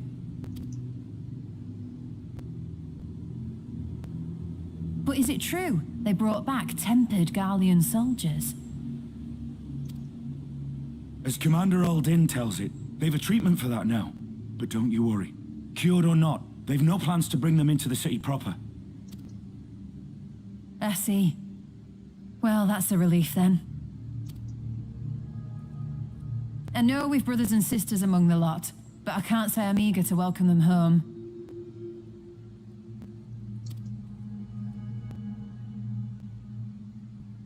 Wanted to think about it for a while yet. They're to be looked after in Alagana for the time being.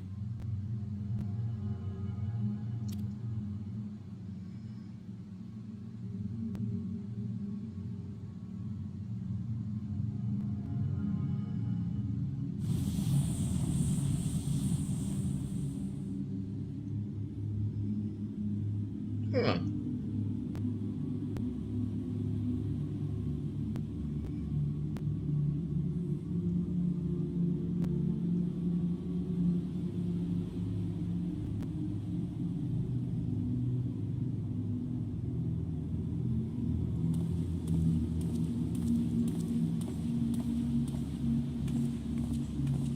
So does it mean the final day effects on people in a large scale and turn them into something that's look like, Another day, another commission of paramount importance. I mean, not look like, but have the power that kind of like Amaravati.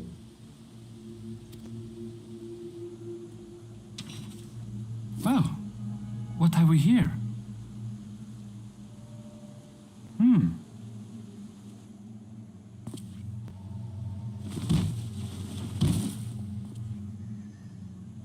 Hey, are you all right?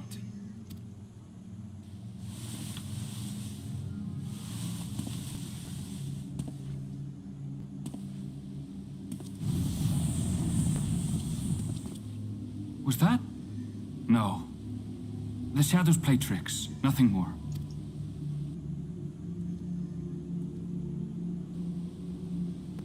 The towers are gone, and the Garlean threat has abated. And yet, why does it feel as though it's about to get much, much worse? He feels correct. Yep, look like its effect on large scale. People probably turn into something like Aromantine or monster.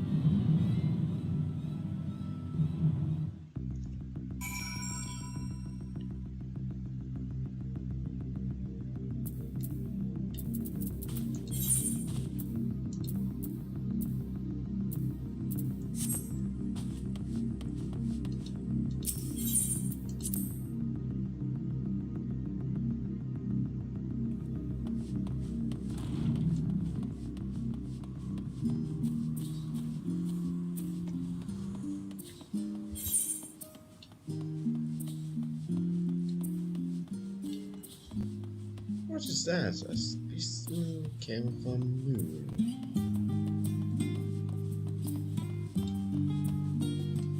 A specimen came from moon. Is that a fish? I mean,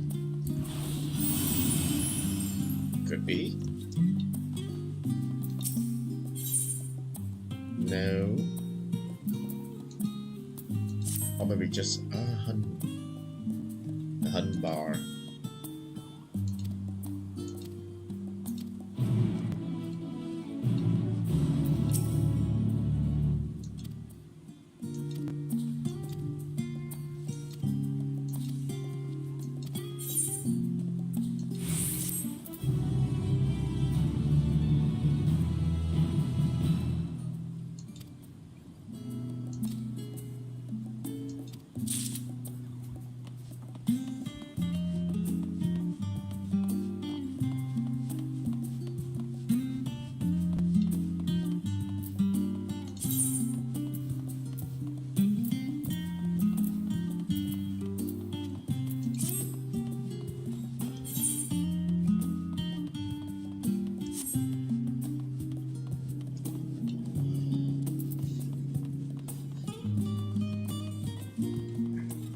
What was that? Oh, the yokai thing, I think. What is this? I don't remember exactly. Oh well. Let's keep going.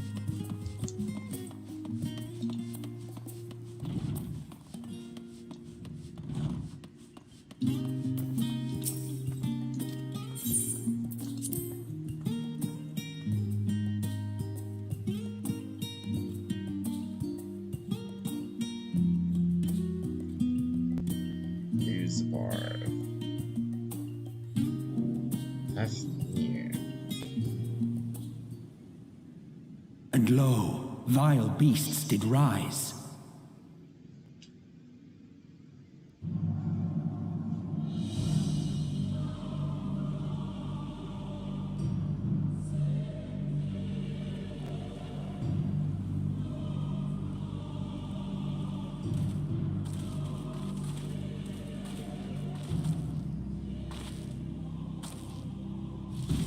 Leaving naught in their wake but blood and ash.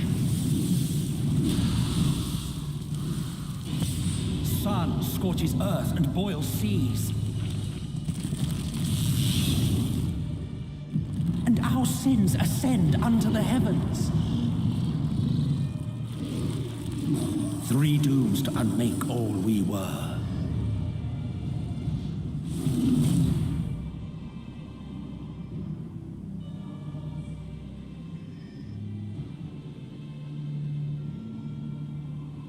The sky burns.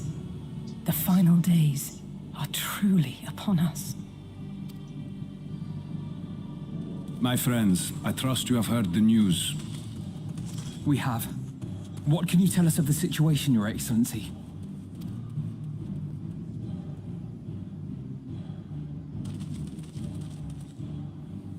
Last night, the isle was rocked by tremors, and the earth itself cried out. Aloft, the heavens began to burn. From all about, unholy beasts, the likes of which we had never seen, came forth in fury and rage. No. To say they came forth would be inexact. The people of Radzat-Han themselves transformed into these baleful fiends. I see.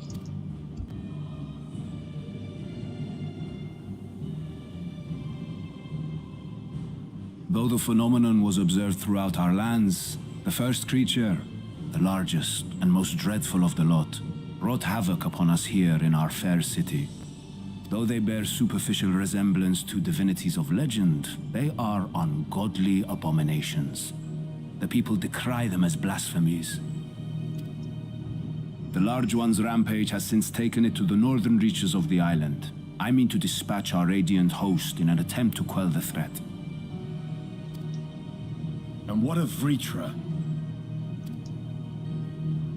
Vitra too makes for the north of his own accord, and yet he knows the blasphemy and its minions were but yesterday his beloved people.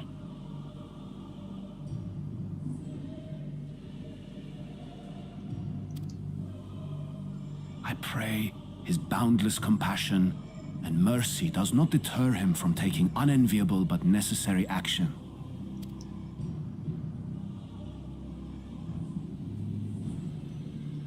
Understood.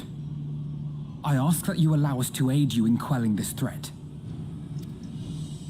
You would risk your lives to help us yet again? I have no words to express my gratitude. Our regiments approach the north from several directions, with a number of units set to depart from the docks of Yedlimat. They will make landfall in an area of dense jungle, where one can expect to encounter dangers even beyond the fell beasts we hunt. I leave you to your preparation. You will find me at the docks when you are ready to depart.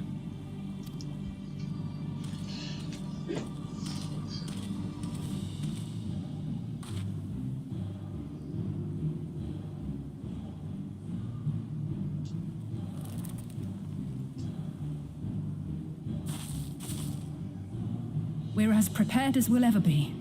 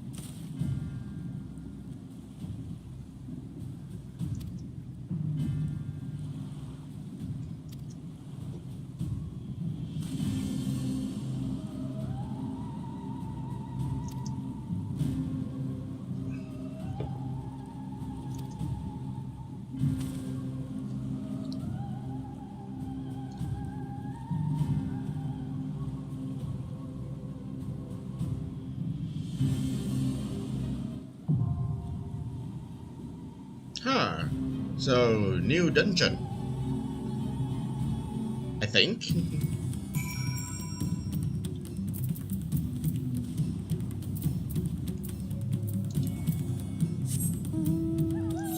But first, before I'm going to the dungeon, I'm going to look around a little bit.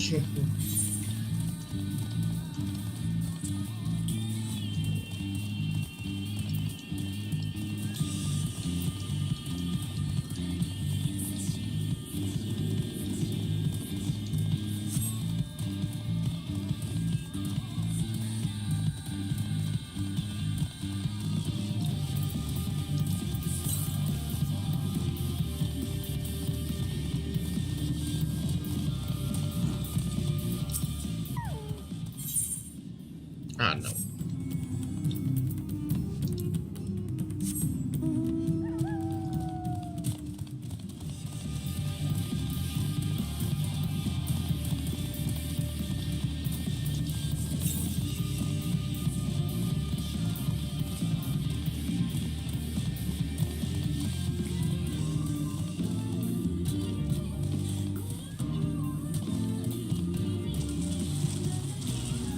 Oh, it's on the other side.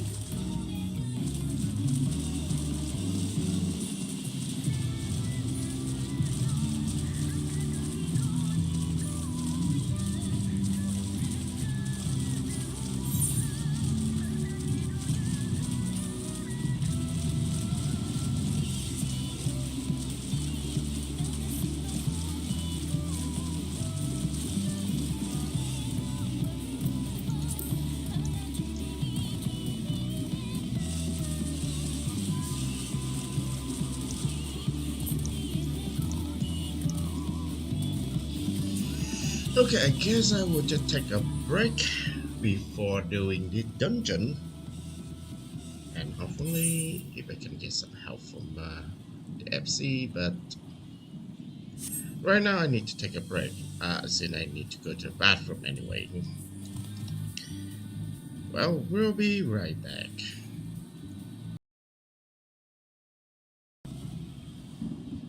Okay, now I'm back. Well, I'm taking a sort of break this time since, well, we're going to have dungeon run.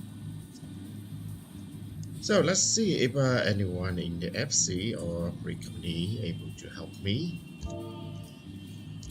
Or maybe I just jump on the Discord for jazz and see if anyone to help. Nope, no one currently on.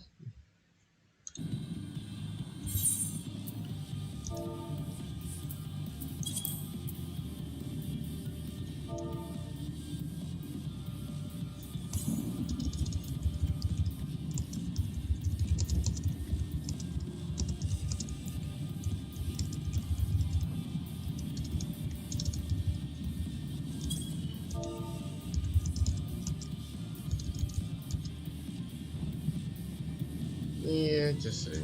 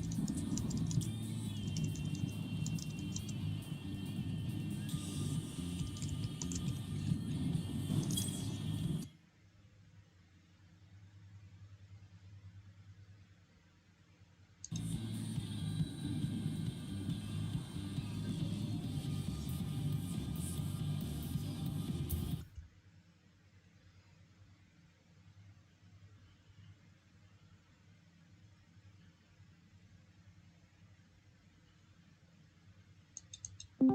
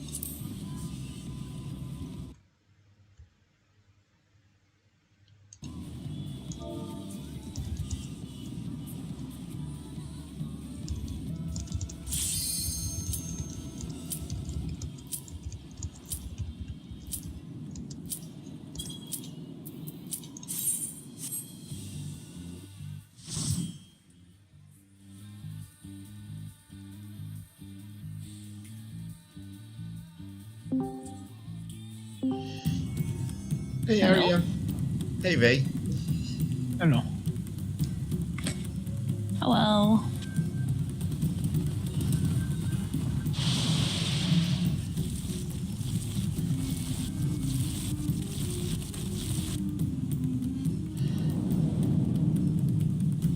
Yeah, I'm watching the opening cutscene of the dungeon.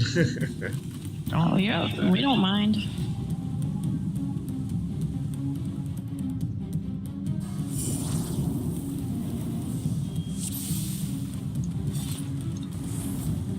Oh, Vaker's still tanking this time. Well, pretty much same as Yeah. last time.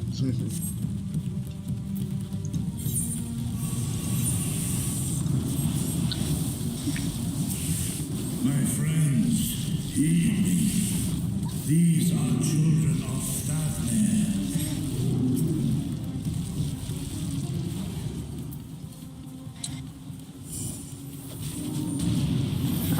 These are killing me. I could do them no harm. Yeah, it seems like they attacking dragon. Oh, I almost had no health left.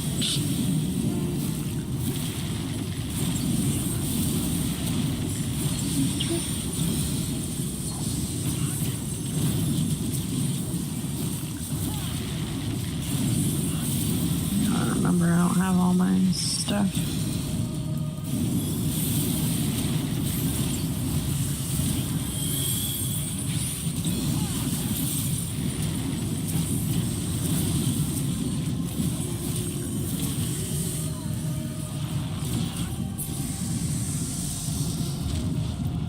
If this is the only way,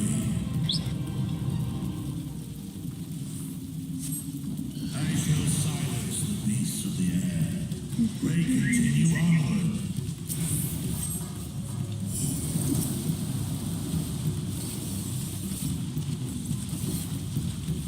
Oh, I just realized one thing.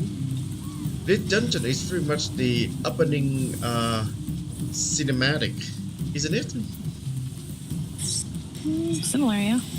Oh boy, been dying. Okay. There's some things off, it's okay. What'd you do that for? I pressed one too many buttons.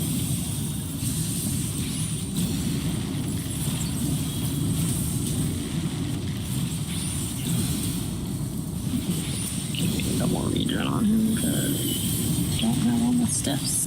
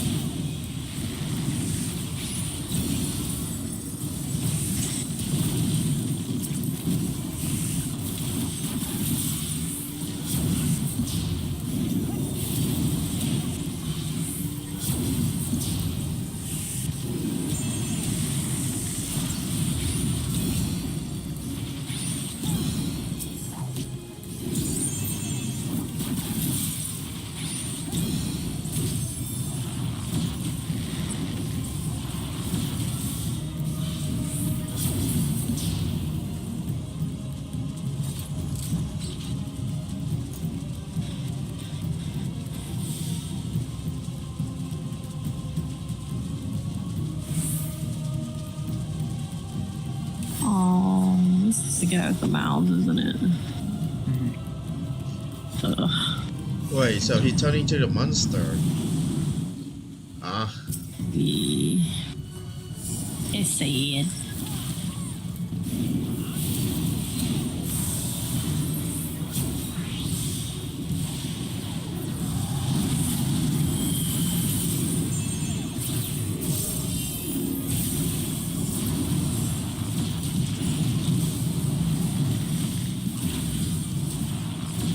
You want to look for the closed mouth? Oh, I see.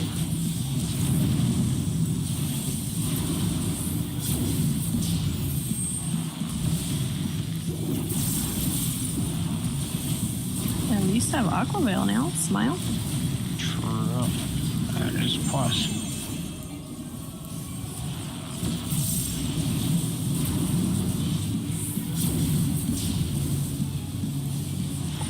Oh, we're gonna, yeah. And he does that.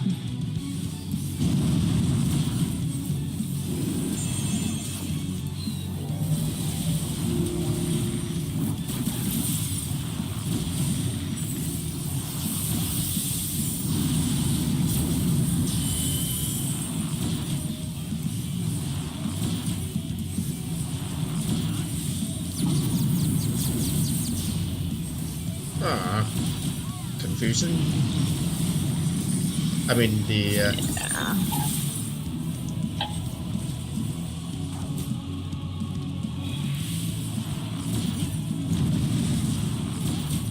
Yeah, that is kind of bad.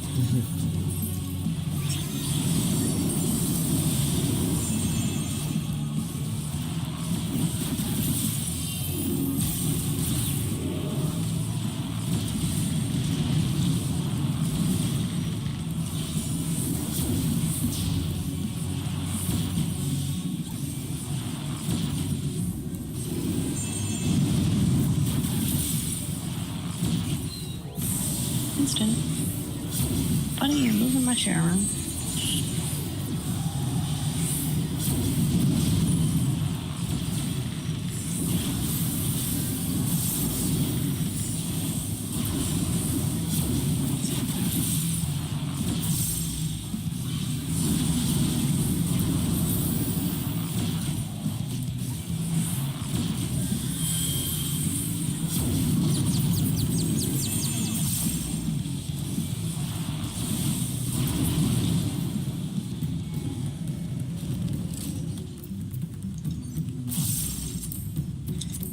What is this vile presence I sense? The horde draweth near. Be on your guard.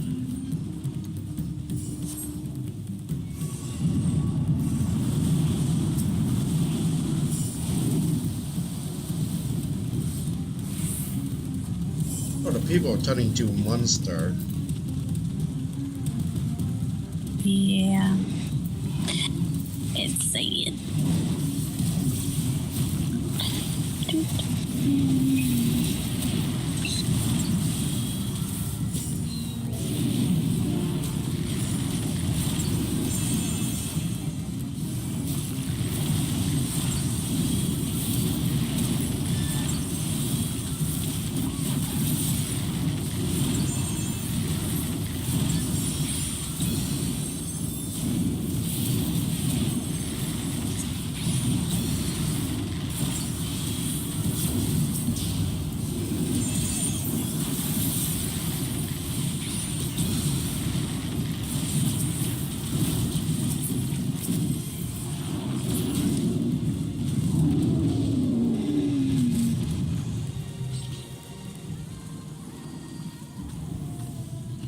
Oh, is he turning into a monster? And which is someone mother.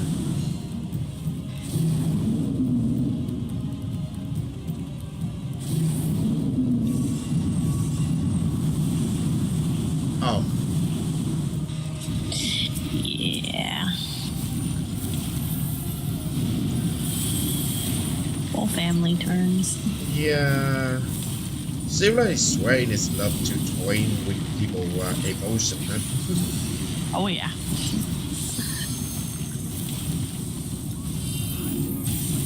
Hopefully, they're not going to do something with my lips because I'm saying that. Uh-oh.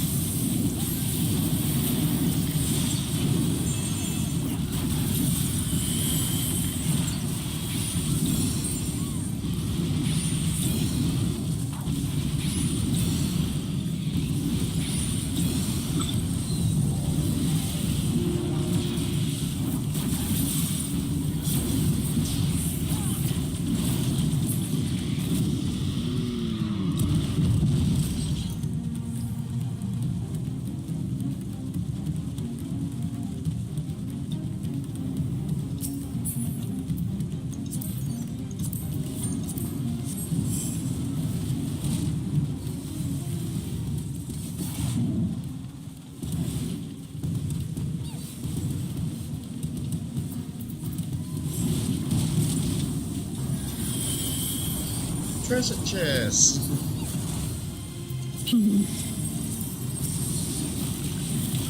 Sorry, kind of need some upgrade anyway. Since my gears start to get like ineffective. Yeah. Yeah, it's okay.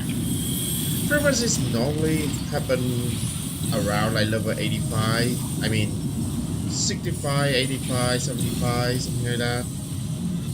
That's your gear will start to get ineffective.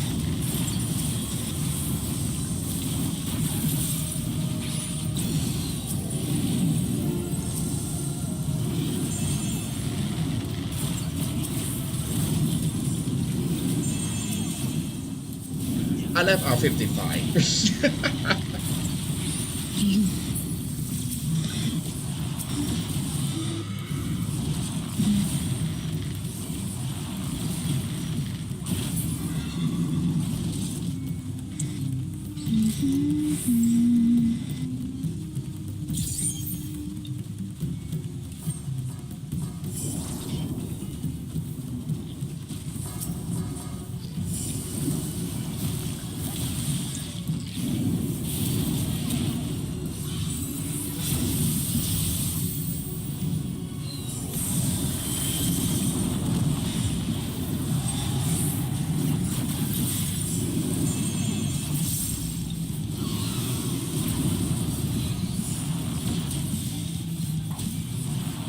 What a popball.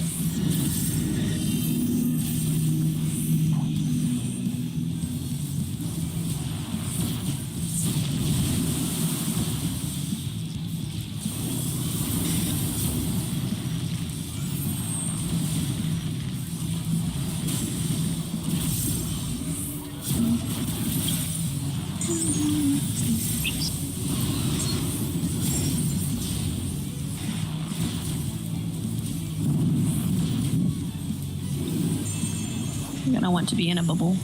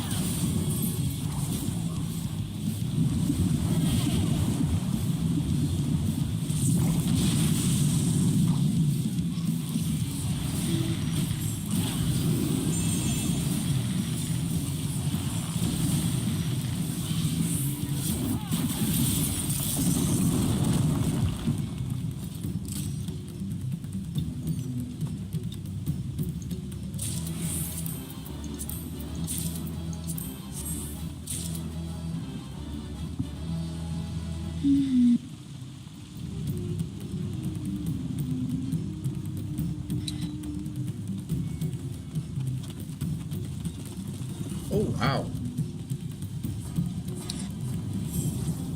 The whole swarm of monster. They look like there's something I don't remember the name of it, but from the Magic movie. Really creepy looking. It does.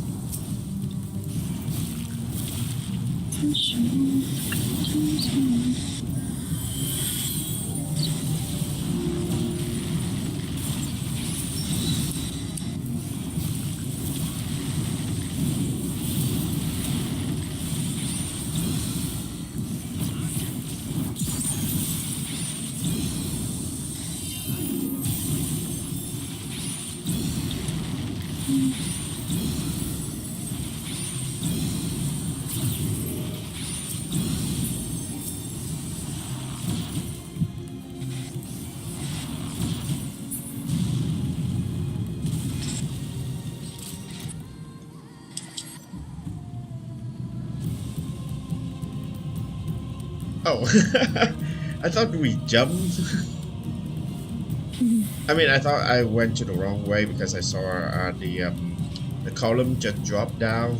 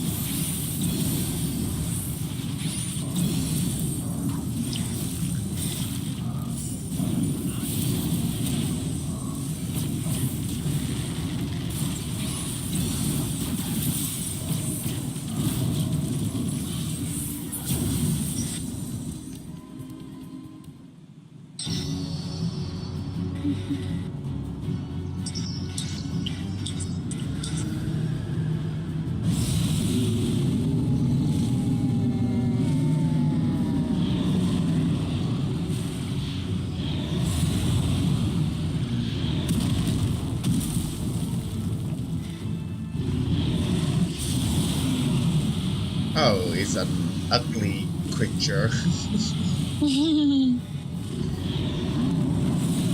don't remember. Are you on the same color that shows you the opposite? Is it? I don't remember either. Do you remember, Eric? No, I'm trying to think. I don't remember if it's opposite or the same. But I don't think it is.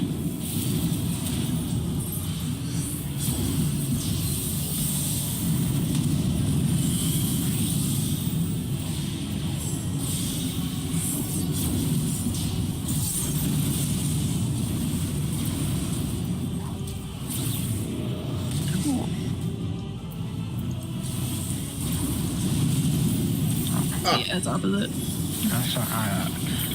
I should have stayed. So it's come with heat It's and opposite of what it cold. shows you. Yeah, it's heat and cold. So if you are cold, you need heat, and if you too hot, you need cold. I think. What's this?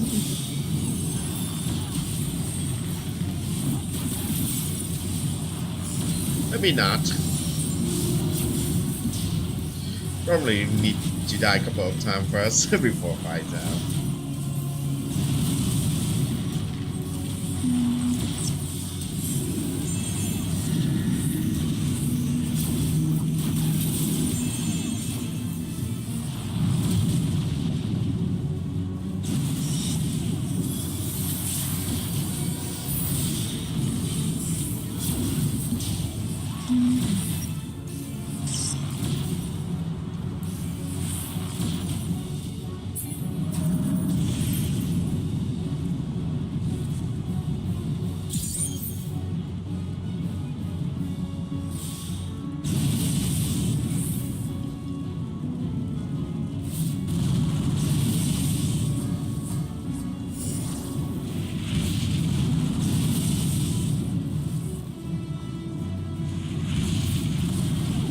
Oops. It's okay.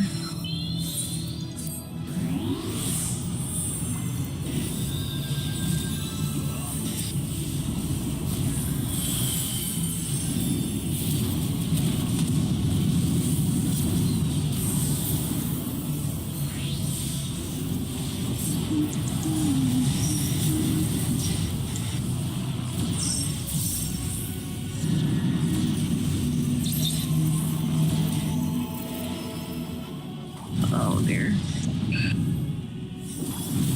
Sorry for me.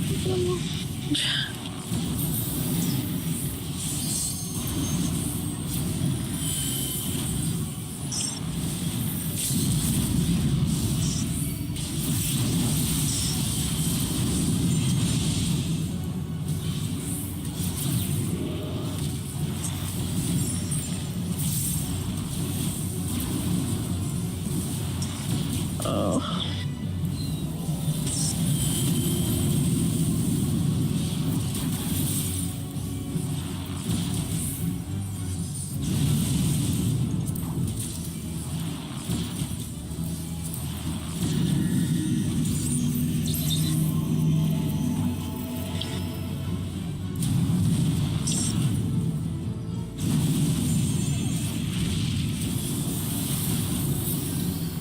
Oh, so that's what happened earlier.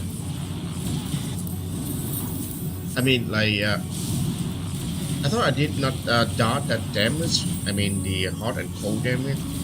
So now it's just like the He meteor shows job. you yeah, he shows you a color or the shape, whichever you want to go with, and you have to be on the opposite when it explodes.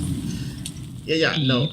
I mean, But like, everybody why sees I'm something taking damage different. after, even though I avoid it, turn out there's a Oh yeah, we have a meteor. meteor on our head.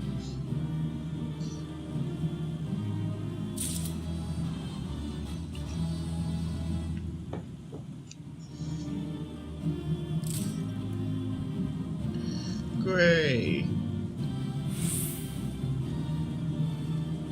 Wow, that's real fast. Yeah, not too bad. Yeah, that one is really not too bad.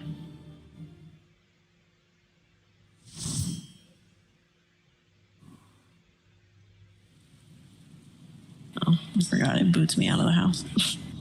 All right.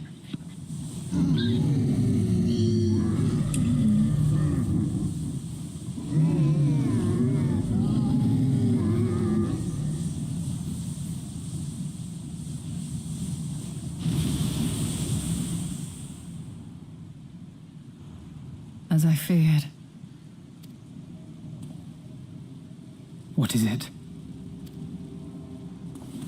The beast was there, and now it is no more. Yes? Indeed. We saw it plain. But you didn't, did you? Oops. I saw nothing. Not the blasphemy that perished here, nor the other men turned beasts. And because of this, I now see all too well. There is no ether. Where the creatures should be, I saw naught but emptiness. Emptiness? But that would mean... Recall the words of the Watcher. 'Twas a stagnancy of ether, a cessation of flow, leading to decay and absence, that led the ancients to conclude their star was dying. This is the same phenomenon. The instant these people are seized by the transformation, their ether begins to rot and crumble away like dried mud. Until, from their corporeal forms to their very souls, naught remains. But the beast spoke with its dying breath. Surely at least a sliver of the man it was endured. Mayhap so. But even if the process was incomplete, it was little more than a faint residue. Gods be good. You're saying they cannot be saved? Not by any means known to me. Or by any means at all, like as not. For there is naught left to save.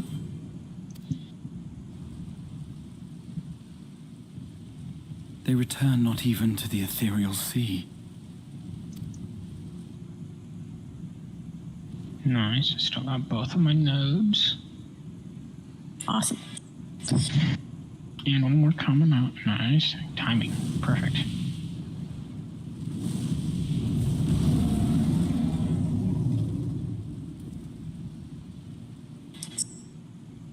The beasts rage on, their hunger insatiable.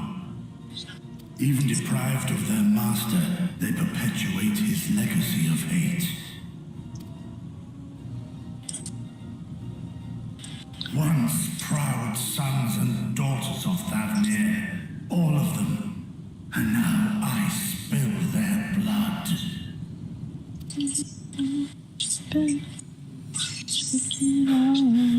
Vitra, my friends, I am heartened to see you safe.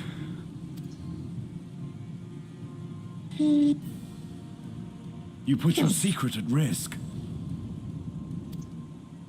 Those closest to me already know the truth. A truth I must now share with one and all. Derp. Vitra, calamity has come to Radzatan. Our fair nation is rent by screams of pain and despair. More than ever, we require a strong leader to shepherd us through the storm. Reveal your true self to our people, Vitra, and guide us to salvation. What madness is this, Iwan? Thou dost forget thyself. Were we to reveal our duplicity, it would do naught but foster confusion and chaos. Nay, I shall remain the Satrap's loyal ally, and do battle with the beasts. Easing hearts and leading the people to safety is thy task, and thine alone.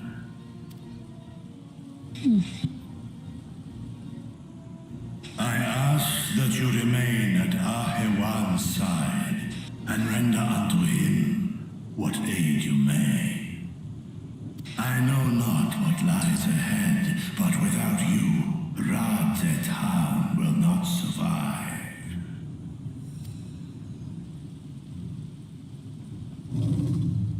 Take me with you. I am as at home fighting in the air as I am on land. Take me with you. Were my words unclear? I require no assistance. Can I not find something? Thy place is at Ahewan's side. Would you do with some? Here. Would you do with some? No, I'm trying to last thing bring you ever this one wanted. furnishing A one liquid. that is not in the thing. We gain much from knowing your elevated Don't perspective. understand. And it'll keep you from getting No lonely. understand why. Which I don't loathe. Who's that? You heard the man. Oh, I've Seems seen I'm them coming before. with you after all.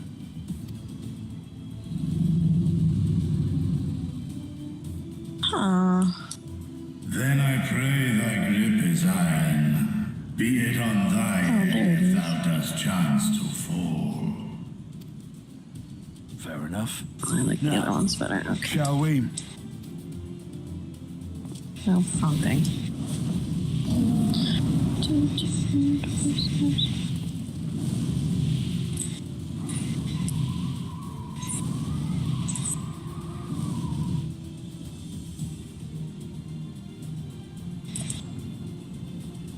I fear it is as Vitra says. We will not survive this on our own. While I am loath to impose upon you again, I would insist if you did not. 'Tis the very reason we have come. then once more I find myself without words to thank you properly. Let us return to the capital and plan our next course of action.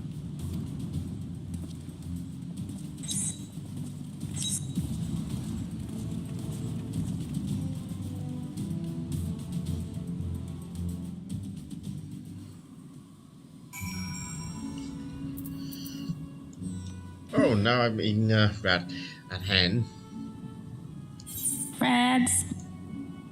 Raz. Rads.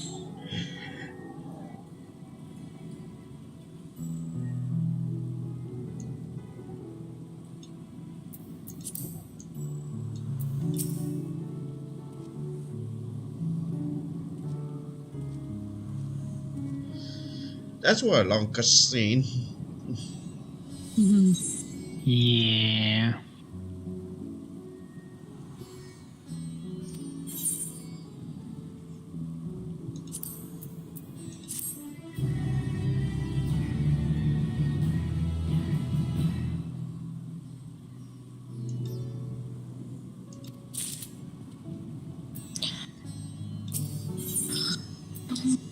Vehicle.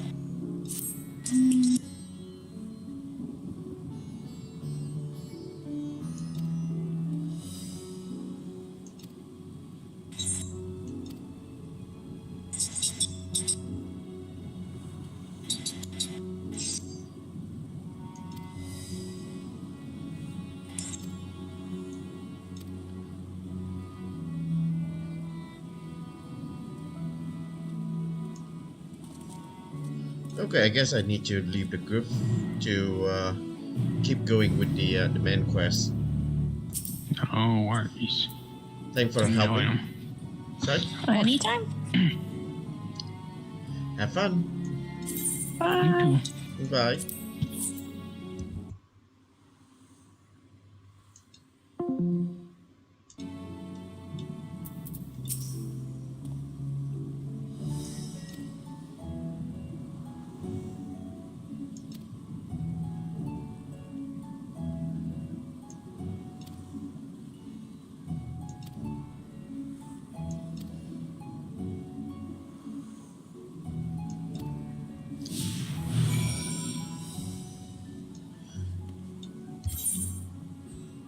So this area, last time that I could not do, I mean, attune with the main ether eye. Hopefully they, I mean, yeah, would let me attune to the ether eye this time.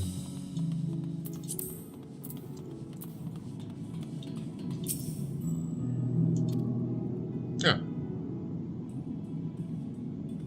temporary disable. Weird.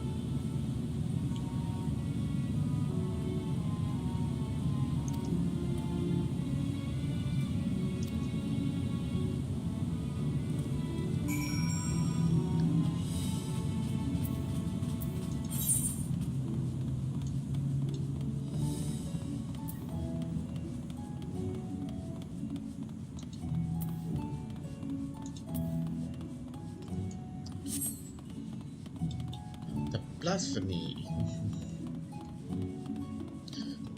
This doesn't mean something like unreligion or something.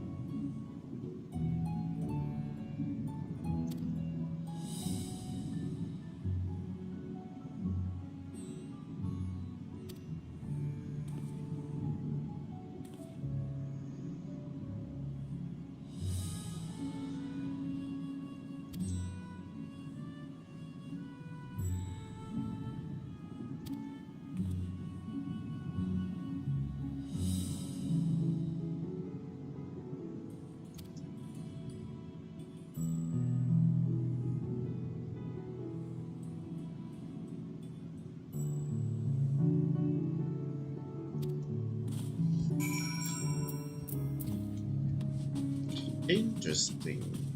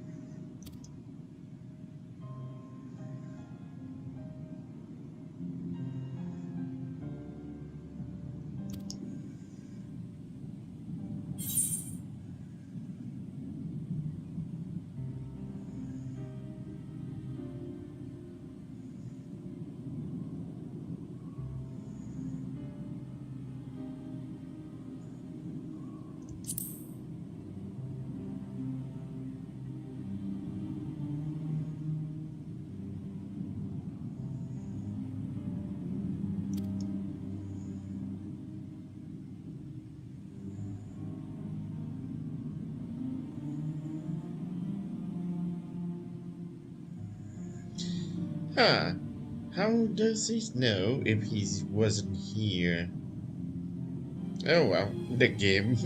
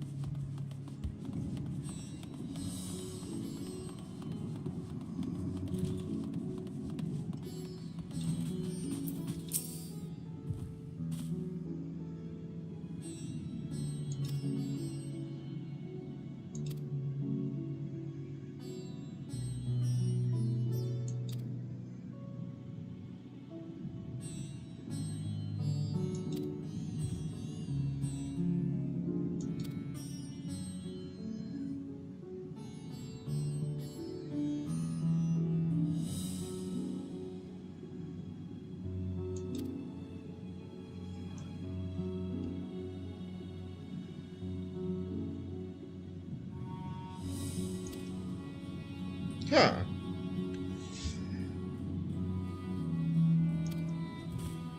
Interesting.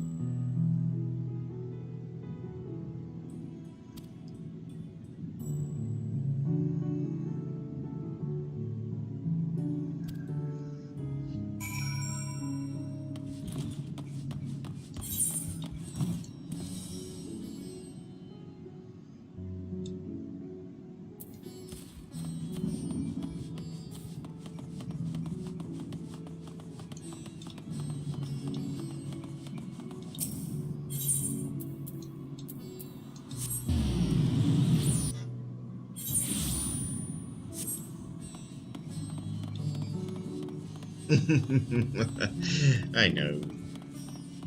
I have to run back for just a conversation, although I can just skip it, but I still don't know why I like to talk to the NPC. Maybe it's just because the habit of my time playing RPG back then that's like to talk to everyone.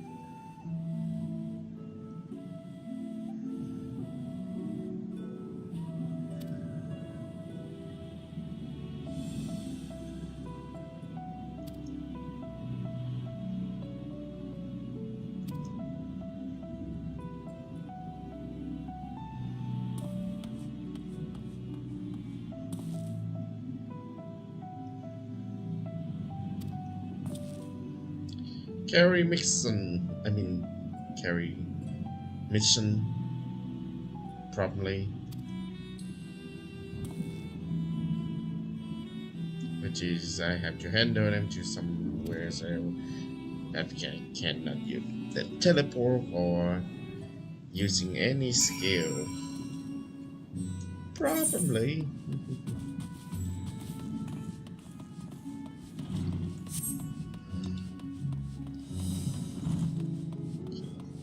Mhm.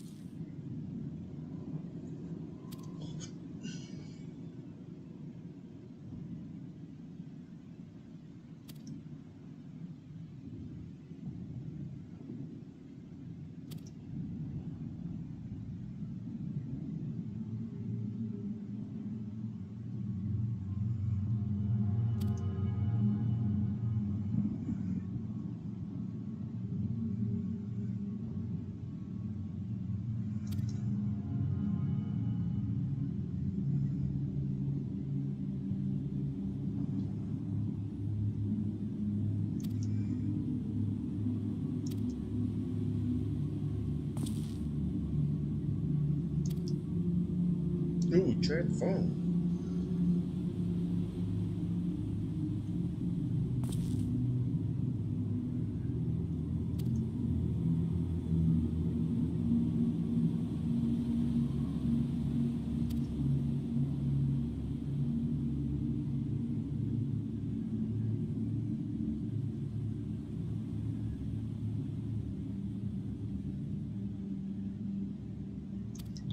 Oh.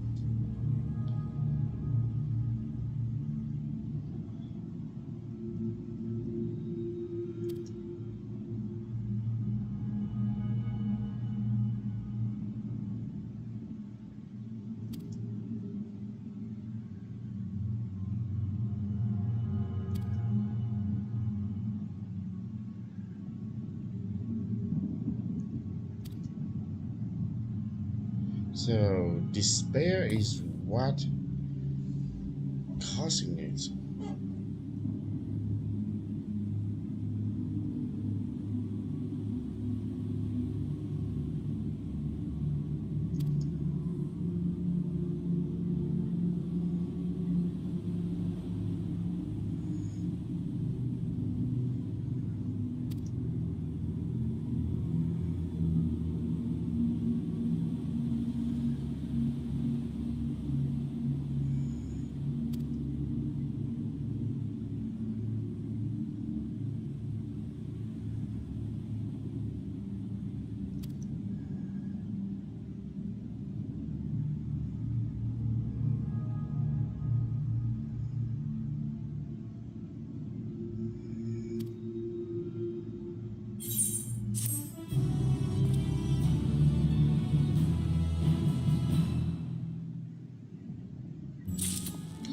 Interesting.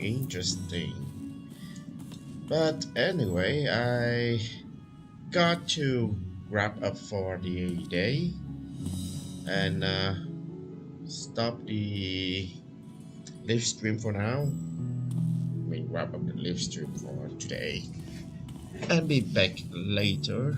Well, not later day, but more likely on Friday, hopefully. Well, thanks for watching, and we'll hope to see you soon.